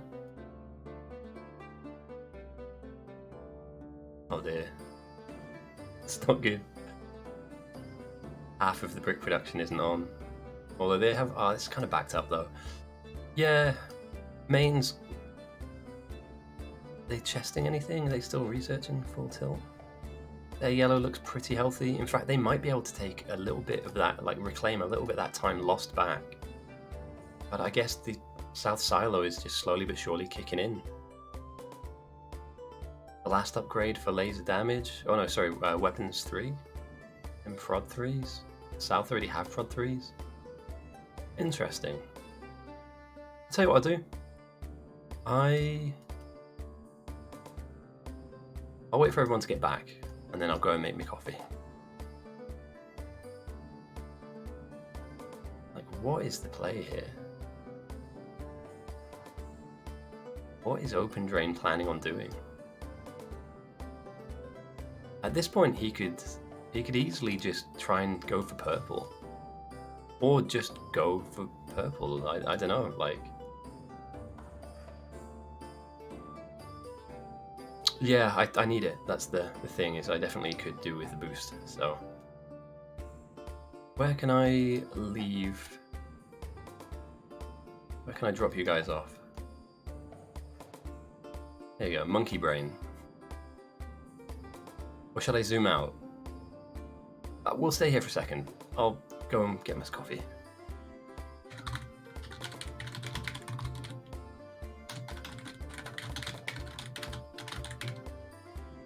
And remember, if you need to take a break as well, these games are long, so remember to fuel yourself up. Go for a hygiene break or whatever you want to call it. Stretch, get some fresh air. I'll be back here in 2 minutes with a coffee, and we'll get into the end of the game. We're closing in on it, right? We're not far away, so yeah, catch you in a bit.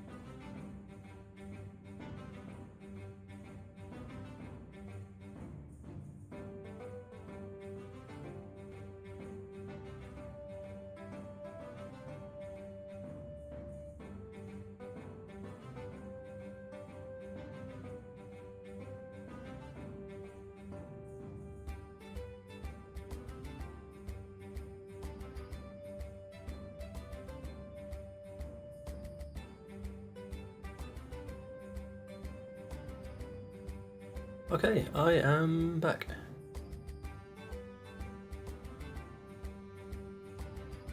Let's take a look.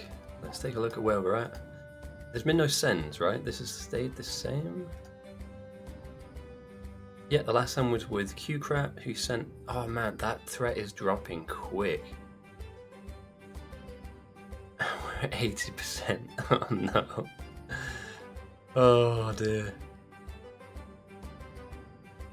It's not the worst, but any lower than 80 and this game is going to go on for hours. Although, to be fair, we are closing in near to the end of the game. Rocket Silo has... I'm going to say, who's cancelling Rocket Silo research? We're getting there. We're getting close. And we can see now that the North have it queued up third. But they want to go shooting 5? That's weird, mate. Why are we doing that? I know Outstanding's the captain of South, but I get the feeling that wouldn't you want your rocket in and just on? Meanwhile, what the hell? I completely forgot. Yeah, I feel you on that one. And ITYTD is like the old school version. They're threat farming with great difficulty. These defenders, like, you're not going to be able to build as many, and it takes a while for them to kill off these big bugs. So, COG's sticking to it. I think the plan is that they hope they can get the rockets up and sent before, well, you know, if I was south, sorry, the largest question I'd be asking, oh, here we go. Interesting. How do we feel about this?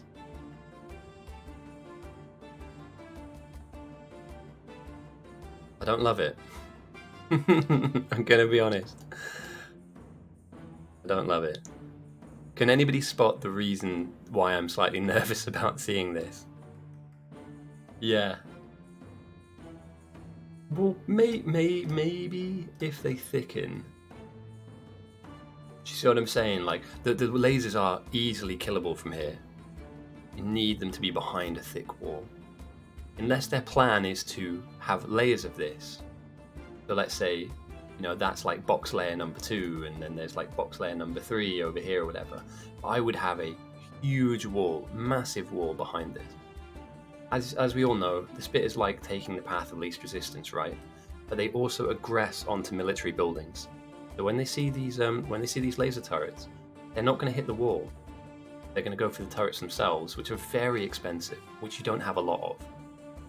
So what I would choose to do is to fill in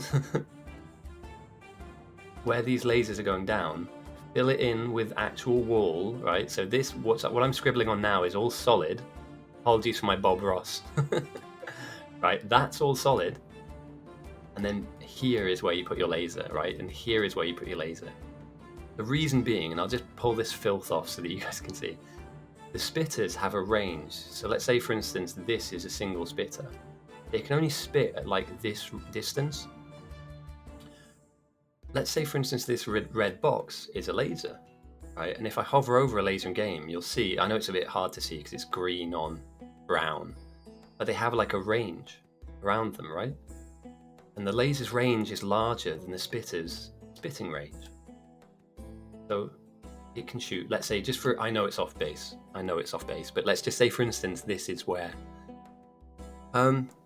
lasers and flamers, and we don't have flamers this game. I'm just worried that they're exposing very expensive items here. And thanks for joining us, CFT. Teague, sorry if I just butchered your name. We're seeing here, I think, a very expensive mistake. Now, I'm guessing that the South don't really aim on being on the defensive back foot. I think they're doing this just to keep themselves safe, basically. But I wouldn't put anything this expensive with a too thick wall. I mean, you'd have to have, let's take a look actually. So I keep coming back to this team stats. You'd need to have thousands left over. Literally, yeah, like here, they have 4,000 in the north and 2,000 of them down. So you have enough to replace, if you were to lose everything, you can replace it all. 900 on the south, it's not a bad number, but with only 200 put down at the moment. And again, do they have the power? Are they working on nuke at all? Anybody working on nuke down here? I know, that's what I'm worried about, mate. You know, if they turn on at once, they could just stop this base in its tracks. And we were joking about this not being connected, but genuine. That's a bit of a problem. I believe, yeah.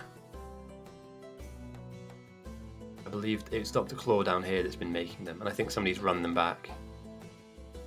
Here we go. These are your laser production outposts. And this is interesting. I did not spot this. Is Jimmy going for a rocket as well? This is team versus team, where your team. So each team has a silo. Sorry, I've just had a coffee, so I'm still turning my brain on. Each team has an objective, and it is a rocket silo in the middle of the map, in the middle of your base, pretty close to the river. A river separates you, and all of the ores and all of the stuff that's on the map is just flipped upside down. So desyncing is normally a connection issue, or maybe a computer problem, so your computer's not particularly strong enough. A lot of the guys that are playing from far away, like the Philippines and China and stuff, they sometimes, at the later end of the game, struggle with the load that this can put on a computer. Yeah, so you can see here that the uranium ore on the south and the north are exactly in the same position, so there's no advantage for being on either team. 19 players on north, 20 on the south. We had up to about 25 to 25 on either side, I think was the highest this game. But this is a live game. If you wanted to go and play, you could absolutely jump in and play this game. It's near the end though, or nearing the end, so it's a little bit, you wouldn't be able to do a huge amount, but what the main theme of this this game mode is the bugs. So these guys exist on the north at the very top of the map, and on the south they exist at the very bottom of the map. And by building science, and by sending science over to the enemy side of the base, you can make the bugs bigger, and you can make them stronger and faster, and they can have more health, and they can just do more damage, and effectively they'll get through all of your walls, fight through all of this, and then eventually kill off your silo.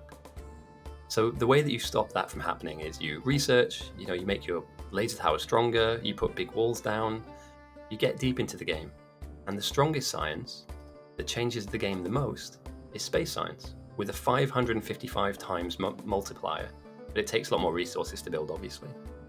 So here we go. This is a good way of explaining. So at 121 minutes, QCrat has built 3,000 purple jugs. You could use that to research with, but what they've decided to do, there's a little menu on the left-hand side when you're in the game, and they've clicked the Send All My Science button, and that changed the evolution of the South's bugs from 12%, which is easy to kill, up by 60% to 73. And what's happened to them now is they've evolved twice. They've gone from being the little brown shell bugs, which are small, these guys, to the pink shell bugs, which are mediums, and now the South are dealing with big bugs, which are blue. Later on they can evolve one more time to behemoths. And again, these guys aren't easy to kill. Even with a full set of defenders out, you can see them, they're just tanking some of the damage. But they're on the clock here a little bit, like they are fighting back, but if there's another big send and they end up dealing with 90% or above, yeah, I'd be worried. And again, we just talked about, the power issues that they're going to have. I don't see anybody outside of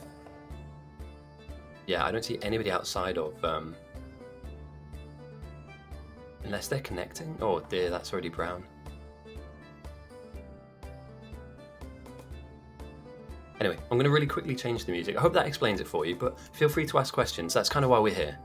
My name's Ghosty. I host this every week. I'm currently kind of in the middle of moving house, so I haven't been that regular recently, but we host these games often, and they are friendly to new players. They're new player friendly. Sorry, I just wanted to say.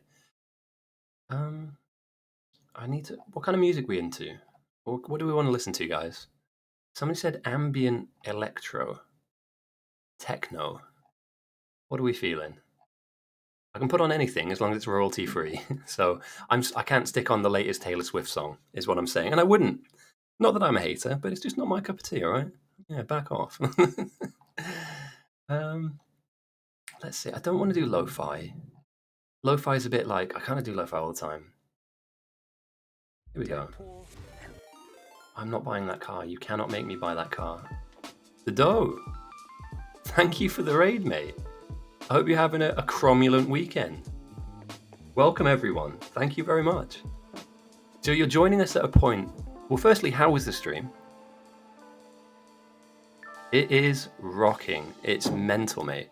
We have a pretty heavily populated game. Welcome, everyone, for joining. We have... Embiggening my spirits. Cromulent. Wow, I know. I'm that guy.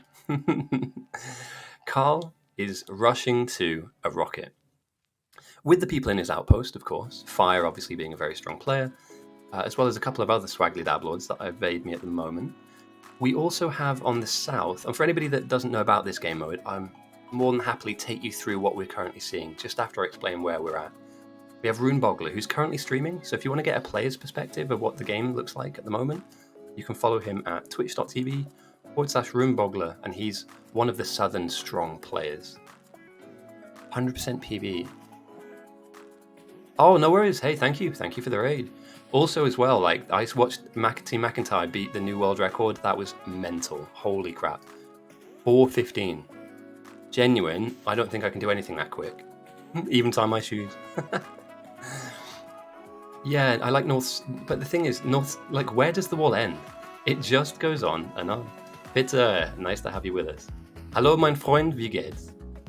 The game it's gut, alles klar. I wouldn't say gut. Say alles klar, it's okay. And apologies to any German people who just watch me butcher their language. I tried my best. So yeah, this is that never-ending wall situation that we find in some games where, you know, they constantly try and sweep another section of outpost into this. And you're just, yeah, and congrats on the PB as well. Sorry, I'm a terrible streamer. I need to learn how to do shout-outs as well. But yeah, we're looking at near the end of the game. This is a PvE game mode, I guess. Pretty decent German. I'll take it. I will take it. 2 Bier, bitte. Und einmal Currywurst, bitte. Not German, though. Honestly, I will take that. I said many years, I'm going to embarrass myself by doing my German DJ. Do we have a lot of Germans in the chat? Because I want to see if anybody from Deutschland can rate my German DJ. So let's say, Peter, me and you were in a bar. No, we're in a nightclub, for instance. We're having a good time. We're having a beer. And the music comes on. And the DJ shouts on the mic, obviously, yeah, we need someone like Antti, because he's like Deutscher man, right? He's Mr. German. And it's, okay, ladies, drink your drinks, get to the dance floor. Like, you know that guy, right? I don't know his name, but he's fucking everywhere, mate. Every time I go to a nightclub, there'd be that guy. That guy with that voice. He also does TV adverts as well, mate. Wild. Absolutely wild. If anybody from Germany can tell me who that man is, or if it's just a generic, I don't know, way of speaking, but genuine, I felt like I was being followed around. So yeah. So this is a back on task, sorry. This is a PvE game mode where two teams build bases and try to pump up the strength of the bugs. On the south, the bugs are to the south, and on the north, the bugs are to the north, to the point where the bugs are so strong that they can break through your base and kill you off. Obviously, if you have no base, you have no existence. And the main item that you must defend... Ooh! Hello, I didn't spot this. This is new. Have I completely skimmed over the fact that the North main are actually using their silo? Both teams have one of these, and if you lose your silo, your rocket silo, the game is over. The biters at the moment are 73% strong on the south, and that's because the North have sent lots of signs to the south. And up north, they're only at 18% because they haven't really evolved.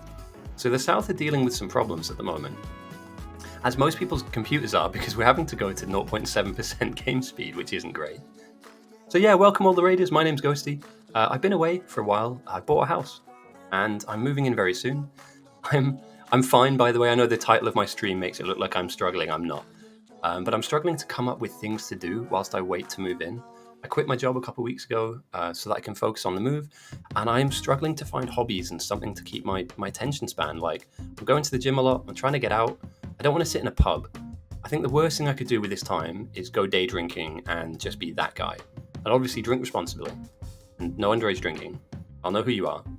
But yeah, I'm trying to read a little bit. You know, I wanted to maybe like pick up some language. You know, like learn some French or German or something. But I'm struggling to find stuff to do during the day. I'm not depressed. I'm certainly not depressed at all. I'm lucky. I'm privileged to be in the position that I'm in. I know, mate, Joey.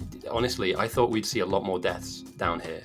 There is going to come a point where you're not really going to be able to maintain threat farming games, or the resources you need to allocate to keep them dead will be far too vast. So I think they're on a bit of a clock here, and the defender chest will slowly run out of defenders as well. For one day. Yeah, oh god. The thing is, it's gotten so bad that I've even begun paying attention to the football. It's that bad. I'm not a football guy. I don't mind if you are. That's absolutely fine. But I'm just not. I'm not a soccer or a football expert. We do. In fact, we have this new screen, and I don't know if it has deaths in it or not. But yeah, we have a new stat screen as well as a new research screen. So thank you to Cliff, by the way, one of our admins who's been upgrading us a little bit. You can see that there's different researchers. So the South have actually pushed really deep into the research queue, and all they're doing now is just upgrading their lasers to expect, you know, if eventually... South's dead? Wait, what?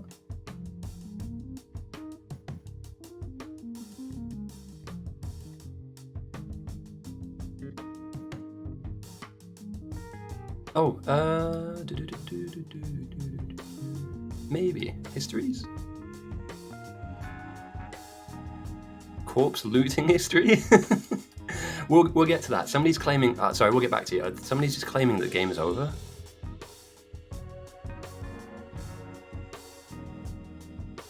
Clueless. See, I'm of the opinion, as many are, that these mixed patches have untapped potential. And I think that if you have a way, and this is the main problem you have with them, right? The moment or the day that somebody can come up with a good, efficient way of sorting. So obviously they're always different, you know, the different consistencies, the different mixtures. But generally speaking, these mixed patches, if you can weaponize them, you can change games. You can have like a purple spam, you can make nuclear stuff. I'm a huge fan of trying to weaponize these, but you do end up with a little bit of everything, which means you have not much of anything. But South do have silo research, and it's down, and it's on. Oh, we're on for okay. So I don't know exactly when the silo went down, but I would like to stay here and count time between rocket number 1 going up and rocket number 2 going up, because that gap is normally quite a good indicator as to where we are speed-wise. So the way that you win the game in biter battles is you make the bugs so strong that they kill everything in their way.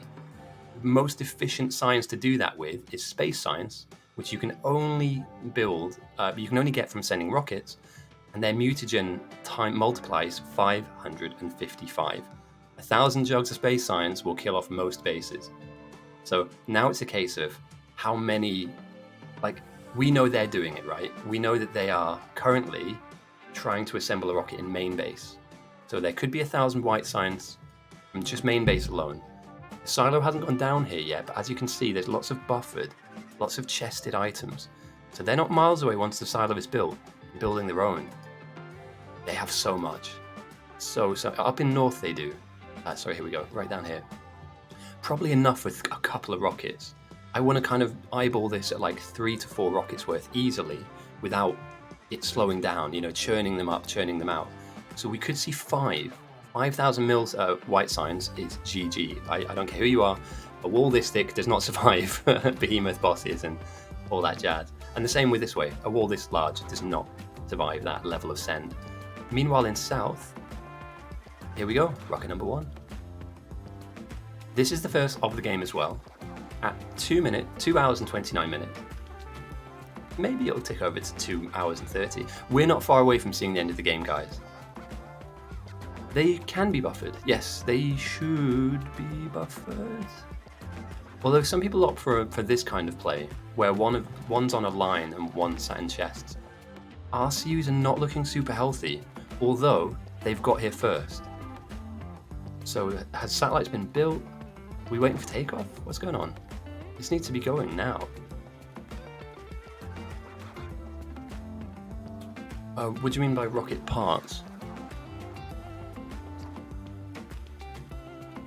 Oh, here we go. Right, it's up. Okay, so 230. So LDS, fuel with a satellite, and the and also the RCUs. You stick them inside this thing, and it gets it up and running at 2 hours 30. And normally a good speed for a rocket launch. So this is it. We have hit the end of the game. Oh, they're made inside the silo. Yeah, sorry. And 1,000 space signs you can see. So a rocket goes up, it returns back 1,000 of the strongest signs in the game. And now that we're on a timing run, 2 minutes, 2.5 minutes. At this game speed, I'm not exactly sure where we'll end up, but if we can see a second rocket at 232, 233, we could be on by the time we get to 240 if we have enough parts, which we might not have. We might be stretching it a little bit with the RCU production. But this is it.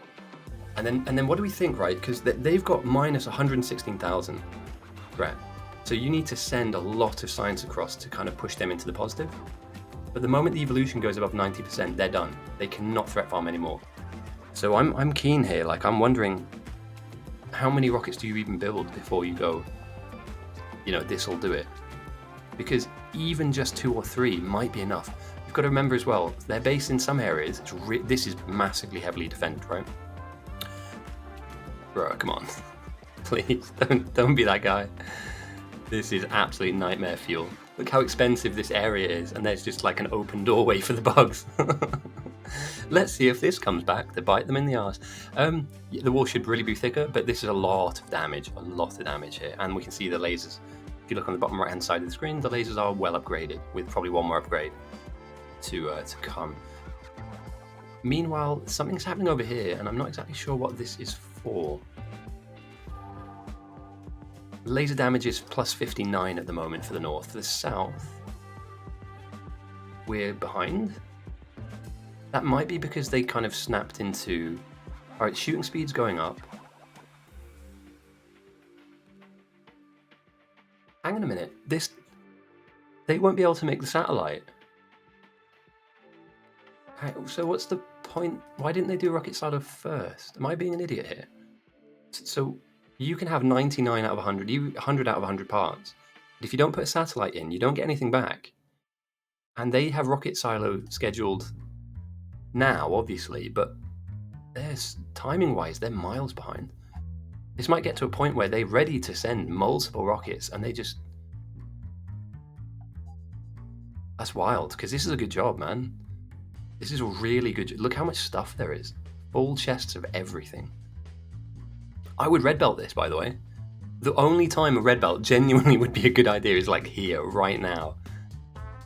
That's gutting, mate. If they lose out because of that research time. Or fair play. Oh, second one just went out. I'm an idiot. Right, around about 232. And there we go. It got sent 90. Ooh, okay, right. Take a look. 2 rockets worth, jumped 76%. Dented them by 50,000 bugs.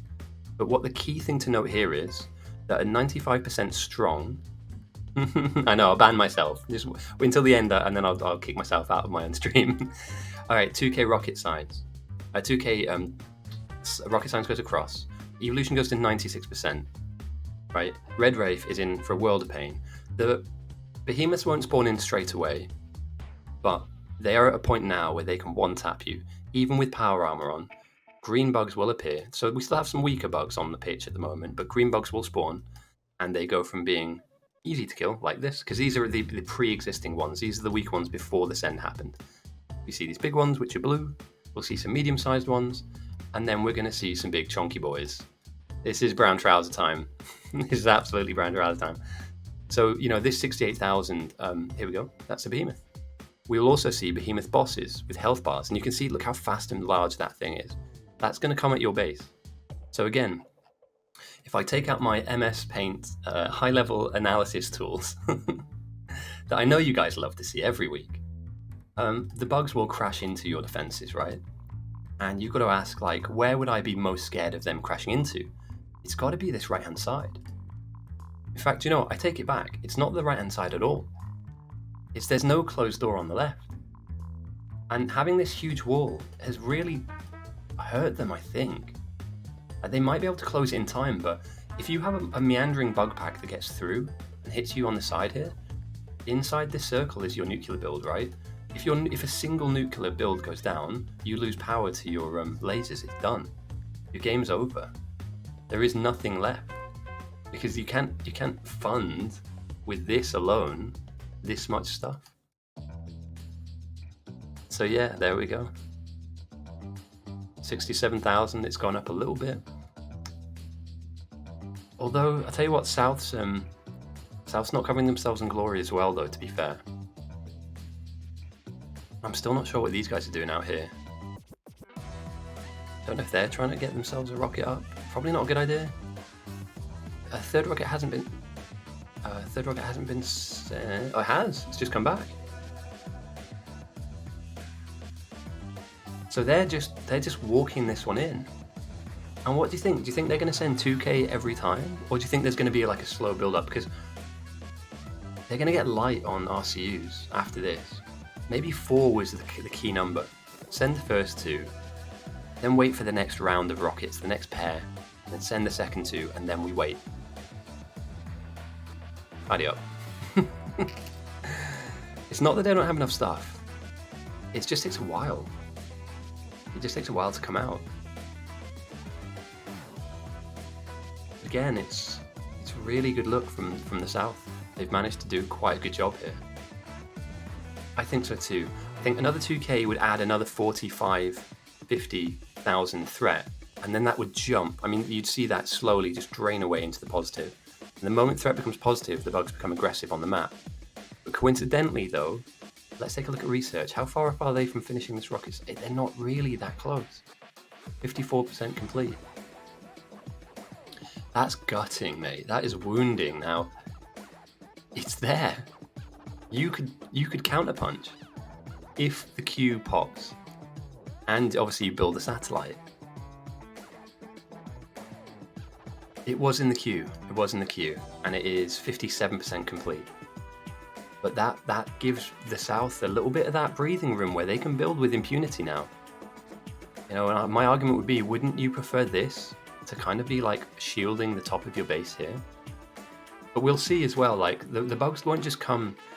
Again, apologies if you guys don't like seeing all of this stuff, but we tend to use this throughout the game just to kind of illustrate things. They're not just going to come for this base, they're going to come for this base and the base over here as well, because they can kind of like come in from every angle. So I'm slightly worried that, you know, a pack might make their way like this and just walk their way in. They need space signs. Yeah, shit, mate, you're not wrong. It's not in the mutual. They've done it. The South have snatched it. South have absolutely snatched this. But we're crawling on the RCU front. That's all it is. Eventually, rocket fuel. It's nah, you know, rocket fuel's looking nice. LDS looking absolutely fine. It's really just this.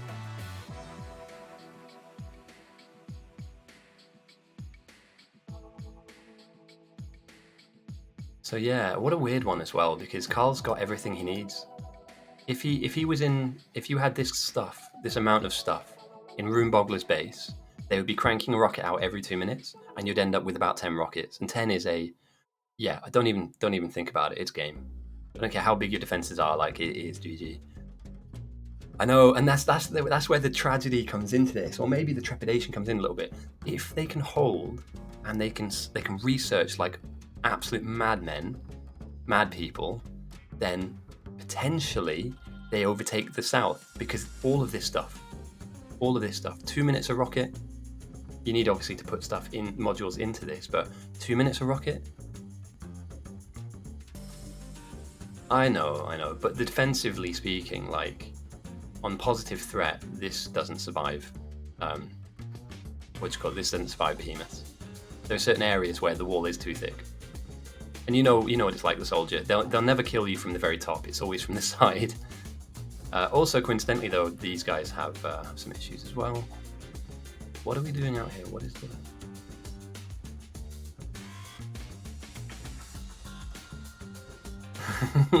Stallers. Oh dear. Okay, we have a line coming all the way through.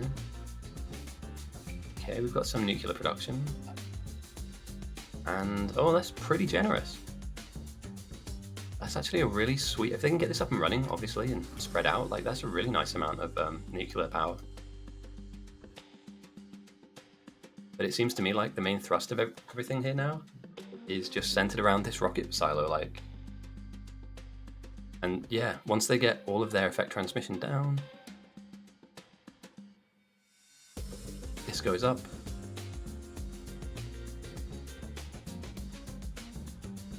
$2K last time. Sorry, I'll watch the rocket launch and then I'll check out the numbers and do some maths. This is really good pace though. Really, really good pace. They've even turned off purple.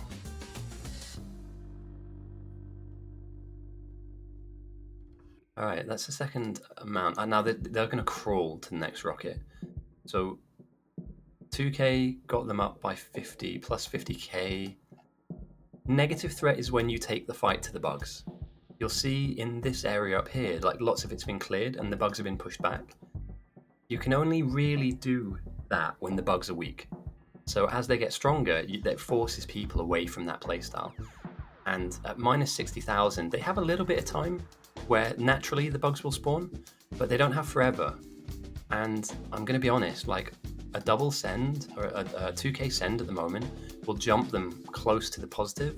And at 96 or even 100 odd %, this threat number will go positive, and the North are in some serious trouble. I'm thinking like game-ending trouble here. In certain areas of their base, it's really, really weak. Like genuine, like pretty flimsy. It's flimsy for the mid game, and we are now into the end game. So, yeah.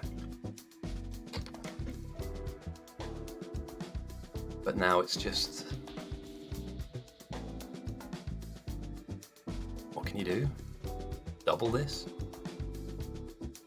That's probably the only thing you can really add to this, right? You just copy and paste it underneath.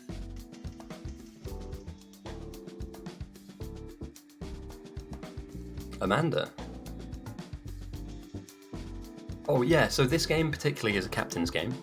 The North has a captain as well as the South, and they'll be on Discord on voice comms at the moment. Kind of at the beginning of the game, there'll be a discussion. So these players have been picked for certain reasons. Obviously, oh, she does threat farming. It's the best part of the game for me.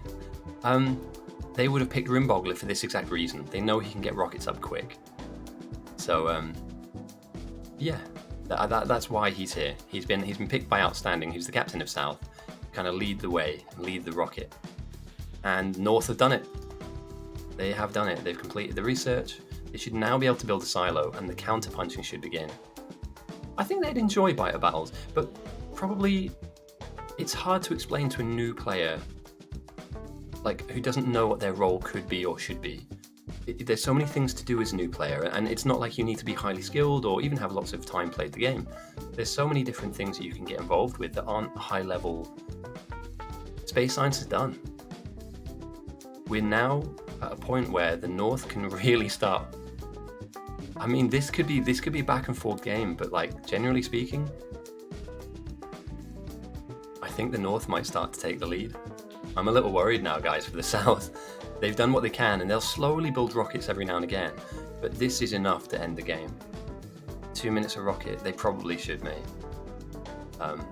There's not a huge amount. Once the silo goes down, then obviously, the parts go in and all that jazz. This North are so well prepared, to just absolutely... This is like a Formula 1 car on the starting line. You're waiting for... There we go. Prod mods go in. And I'm going to sit here and just wait to see. Obviously, like, it's going to be 2 minutes between each rocket, but this isn't emptying out. Even the back of their buffer has hundreds of stuff in. And it's not going anywhere. It's not slowing down. They have a really generous amount of RCU production as well. So we are not far away from the end of this game. I'm going to change the music out, guys. Anything that we like to listen to in particular? Oh, do you know what? Here's a good one. Since it's the weekend and it's coming home, obviously. Nah, Spain are going to fill us in, mate. Spain are going to absolutely fill us in. I'm not doing Cyberpunk. Why is everything fucking Cyberpunk, man? Lo-fi. Nah, come on, just give me no, not EDM. I didn't type in EDM. Drum and bass. We drum and bass fans. So I'm sat here, and I know I could be looking around the room, looking around the map, but at the moment we're sat here just waiting for this rocket to appear, and then we're going to time how long it takes for the next one to appear. Should be about 2 minutes. And whilst that happens, I'm going to look for some better music because that was good, but it's not like end of game GG's music, you know. Right, that's copyrighted. This might be good. Nah, that's crap. Well, that's not even. I didn't type that in, mate. What are we doing? Why does did they change YouTube? Is it shit now?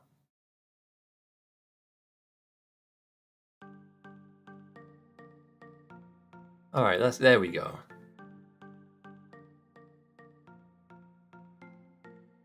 Been kind of shit for a while. Yeah, I know, right? All right, rocket number 1 goes up, and they've also got one down here too. If they can put a satellite in it, mate, this is going to be close. The South are going to continually build slowly rockets until they can fix that RCU throughput issue. They're going to slowly build rockets. They built 5 so far, right? But, and this is a really large but, they basically need. I'm just trying to do the maths here. 2 minutes for every rocket. They can build as many as they want. At what point do they overtake the South? And it's going to be in about 5 minutes' time, isn't it? 5 minutes there or thereabouts. So yeah, they've got the first 1K in. Qcrat sends all of their purple signs. And then they send their 2. Oh dear. It's happening. We're going to have to slow the server down. It's happening. The big sends happened. 3K by Rune. And then 4K. Oh, brilliant. Right, I'm going to quickly go and turn my oven off because I don't want to burn my food. Yeah, we're positive threat now, so I'm going to zoom out and we're going to catch the waves. They're going to be big, and they're bosses with health bars, and they can revive as well. There's 8% chance that they revive. Oh! Right, I'm going to go and just turn my oven off. It's not long till the end of the game, guys. I just don't want to burn my food, so I'll be back in literally 10 seconds, 20 seconds.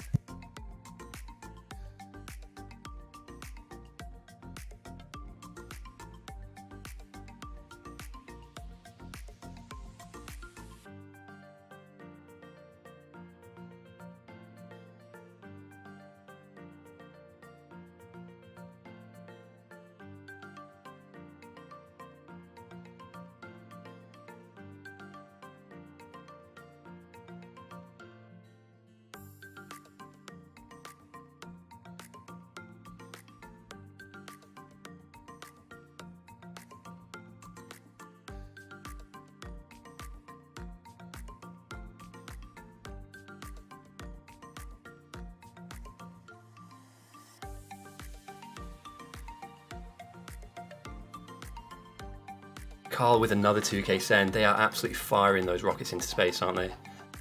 Okay, South sent first, and South have positive threat farm first on North. North now should get attacked everywhere. Like here, for instance. And again, this is a huge amount of laser ward, but look at the electricity. It dipped. It dipped a little bit. And they've got 2 nuclear setups as well. And I'm worried about areas like this, right? Areas like this. They're dangerously thin. Very dangerously thin.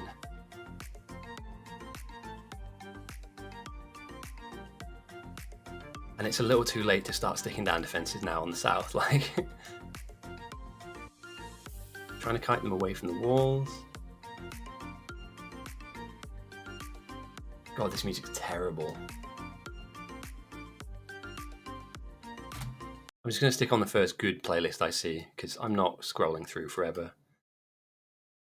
But yeah, 29,000 threats, not too bad to be fair, and they are trying to kite them out, but as you can see here, these big green bugs tank everything. Max throws 1,000 white signs from main base in north. And yeah, these lasers they're doing a good job. They're almost fully upgraded. As you can see now, it takes a while, and that's a lot, right?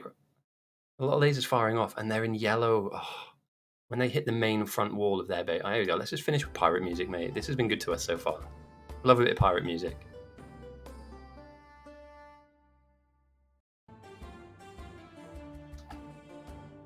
Just waiting for it to hit the base. Any of the bases, actually.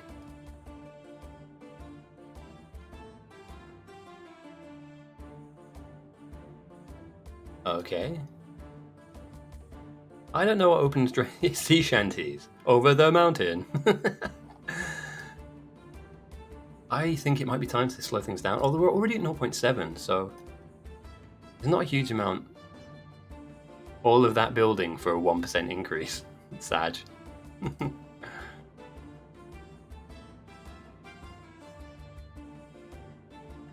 Yeah, I'm just trying to see where they eventually hit. Again, because we're on that slower game time, it's taking a while to spawn everything in effectively. Zero Sun's doing a good job here defensively, but once these guys clock into this build, they'll get through the wall very quick. If this is good, it's using a decent amount of their power from main base, and if most of their wall turns on, most of their here we go, Behemoth boss on the south. Oof. This isn't ready. This isn't ready. That's not even close. Carl sends another 1,000 over. Oh. Yeah, we'll do. 123% on north, 126% on south. RCU is still becoming a problem. 6 rockets sent so far, with 1,000 white signs sat in lieu. They're coming in, but it's just slow. It's very, very slow. Meanwhile, main base is building the second rocket. It's slow, but it's there, and it's free. You know, if you can do it, do it. And Carl's base, there's no... Oh, they red belted it. The absolute mad lads. Look at this. They actually did it. Rocket number 5 is about to go up into space. Sorry, rocket number 4 is about to go up into space. That's not that slow. That's actually pretty rapid. We have no attacks on the main wall yet, and all of the aggressive entities are going to be spawning in. Okay, here we go. This is next to the laser base. Pipes goes down, the lasers get taken out, and the mix builds our lunch. Downing bots, flying through this outpost. There's no way of defending this. These bosses, look how long they're like 2-tapping the laser turrets, and they're respawning as well. I think the south might be done. They haven't defended properly. Any of those packs come anywhere near this, and it's just GG. The south have lost, I think. Or they need some absolute monumental way of stopping this from crashing into their base. Again, a base which... In fact, let me just see if they ever turned on. They never turned on their flamer production. This has been down here for hours, and they never turned it on. Walls, 4,000 walls in base, and they're making bots put them down. They are going to get run over. You're going to win your pot noodles, I think, Meep. They are so fucked. It is unreal. You guys don't realize this is nothing. This is actually nothing. This is an attempt at something. And meanwhile, North are soaking up 140% pretty well. I don't see them being, like, hit hard at all. So Carl sends another 1,000 over to turn it to what we're going to look at now. This is just devastation. They're just mowing through this. It is hot knife through butter. They're just destroying this man's work.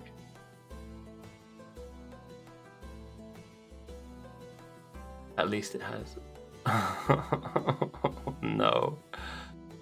Oh god, we're even pulling some of these back just so we can place them deeper in. It has to be GG. Everything was done correctly in the outposts. Genuine, Runeboggler couldn't have played better here. They couldn't have been quicker. They got what they needed to get, and they got where they needed to get to exactly at the right time. They were so far ahead of tech that the other team didn't have. But they've just let themselves down. Like, nobody really took this by the horns and went, I'll defend main. 10 pot noodles, we're sorry, mate. There's no coming back. And the thing is, this one wave of bosses is nothing compared to what's currently chewing through this base here, right? When this gets to main base, and all the other waves that are currently roving around the map hit that main base on south, it's done. It's just... There's nothing you can do. They're so big. There's so many, 157,000 of them. Each bug doesn't necessarily represent a value of 1, but those bosses, yeah, are... North aren't getting hit. They've got people kiting, quite interestingly as well, kiting around. Oh no, tell a lie. But a mixture of flamers and lasers are killing them off. But that's scary though, right? Because it's very close to your main silo. Meanwhile, these bosses have literally nothing to do. They kind of push them back. Carl sends another 1,000 white signs, and I'm thinking, good night, Irene, this is done. There's a pack of bugs currently chewing on the wall over here. It would take a ninja pack of bugs to like hit one hole and then just run through. Do you know what I mean? It would have to be something really niche, like literally like 1-2 wall here, and then they just make a sprint for the silo.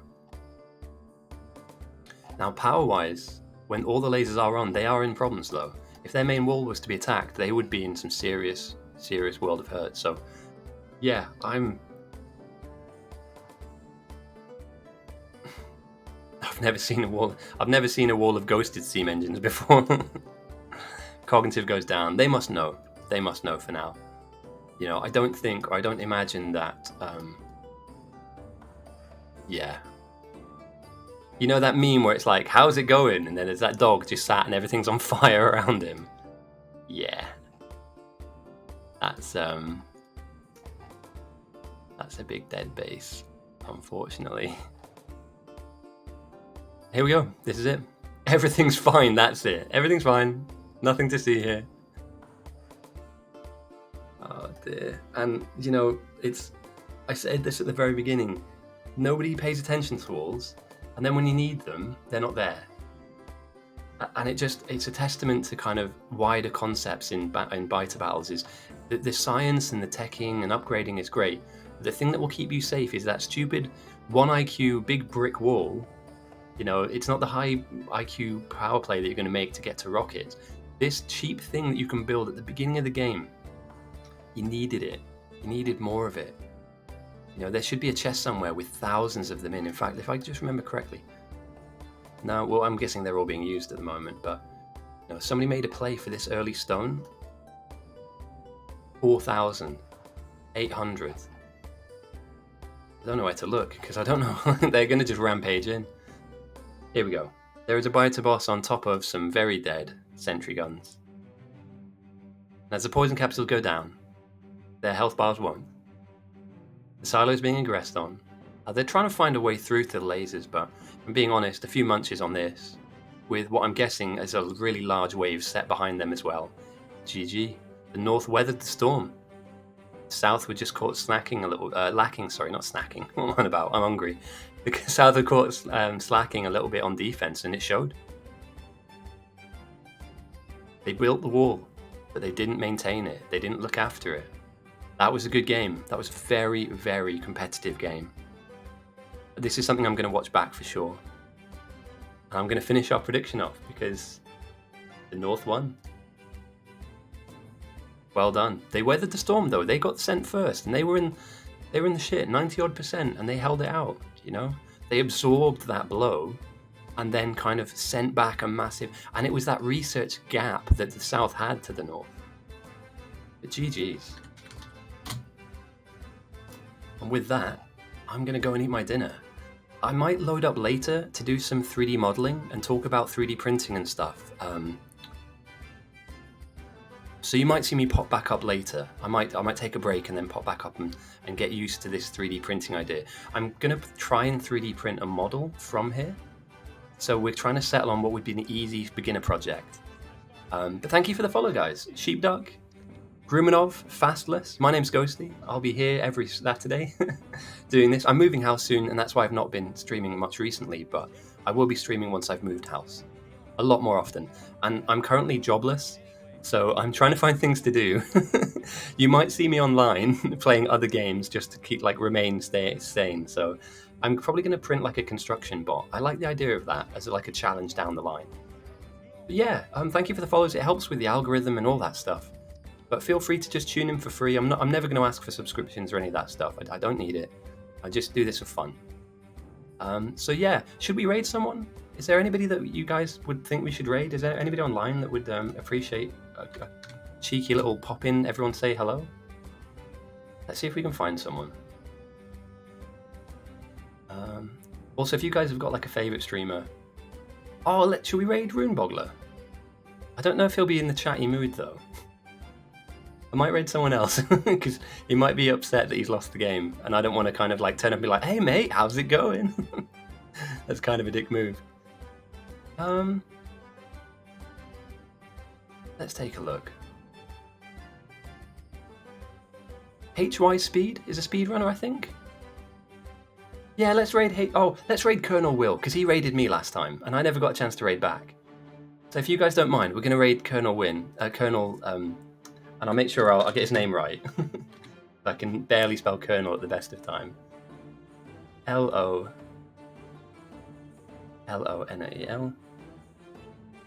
L-O-N-E-L.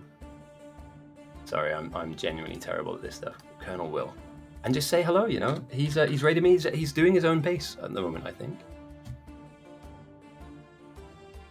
The raid's been created. Awesome. Thanks for joining me again, guys. I'll be back online in a couple hours just to kind of chew through some ideas and stuff. But if you don't join me, I'll be around the block. I hope you have a great weekend. And yeah, goodbye for now.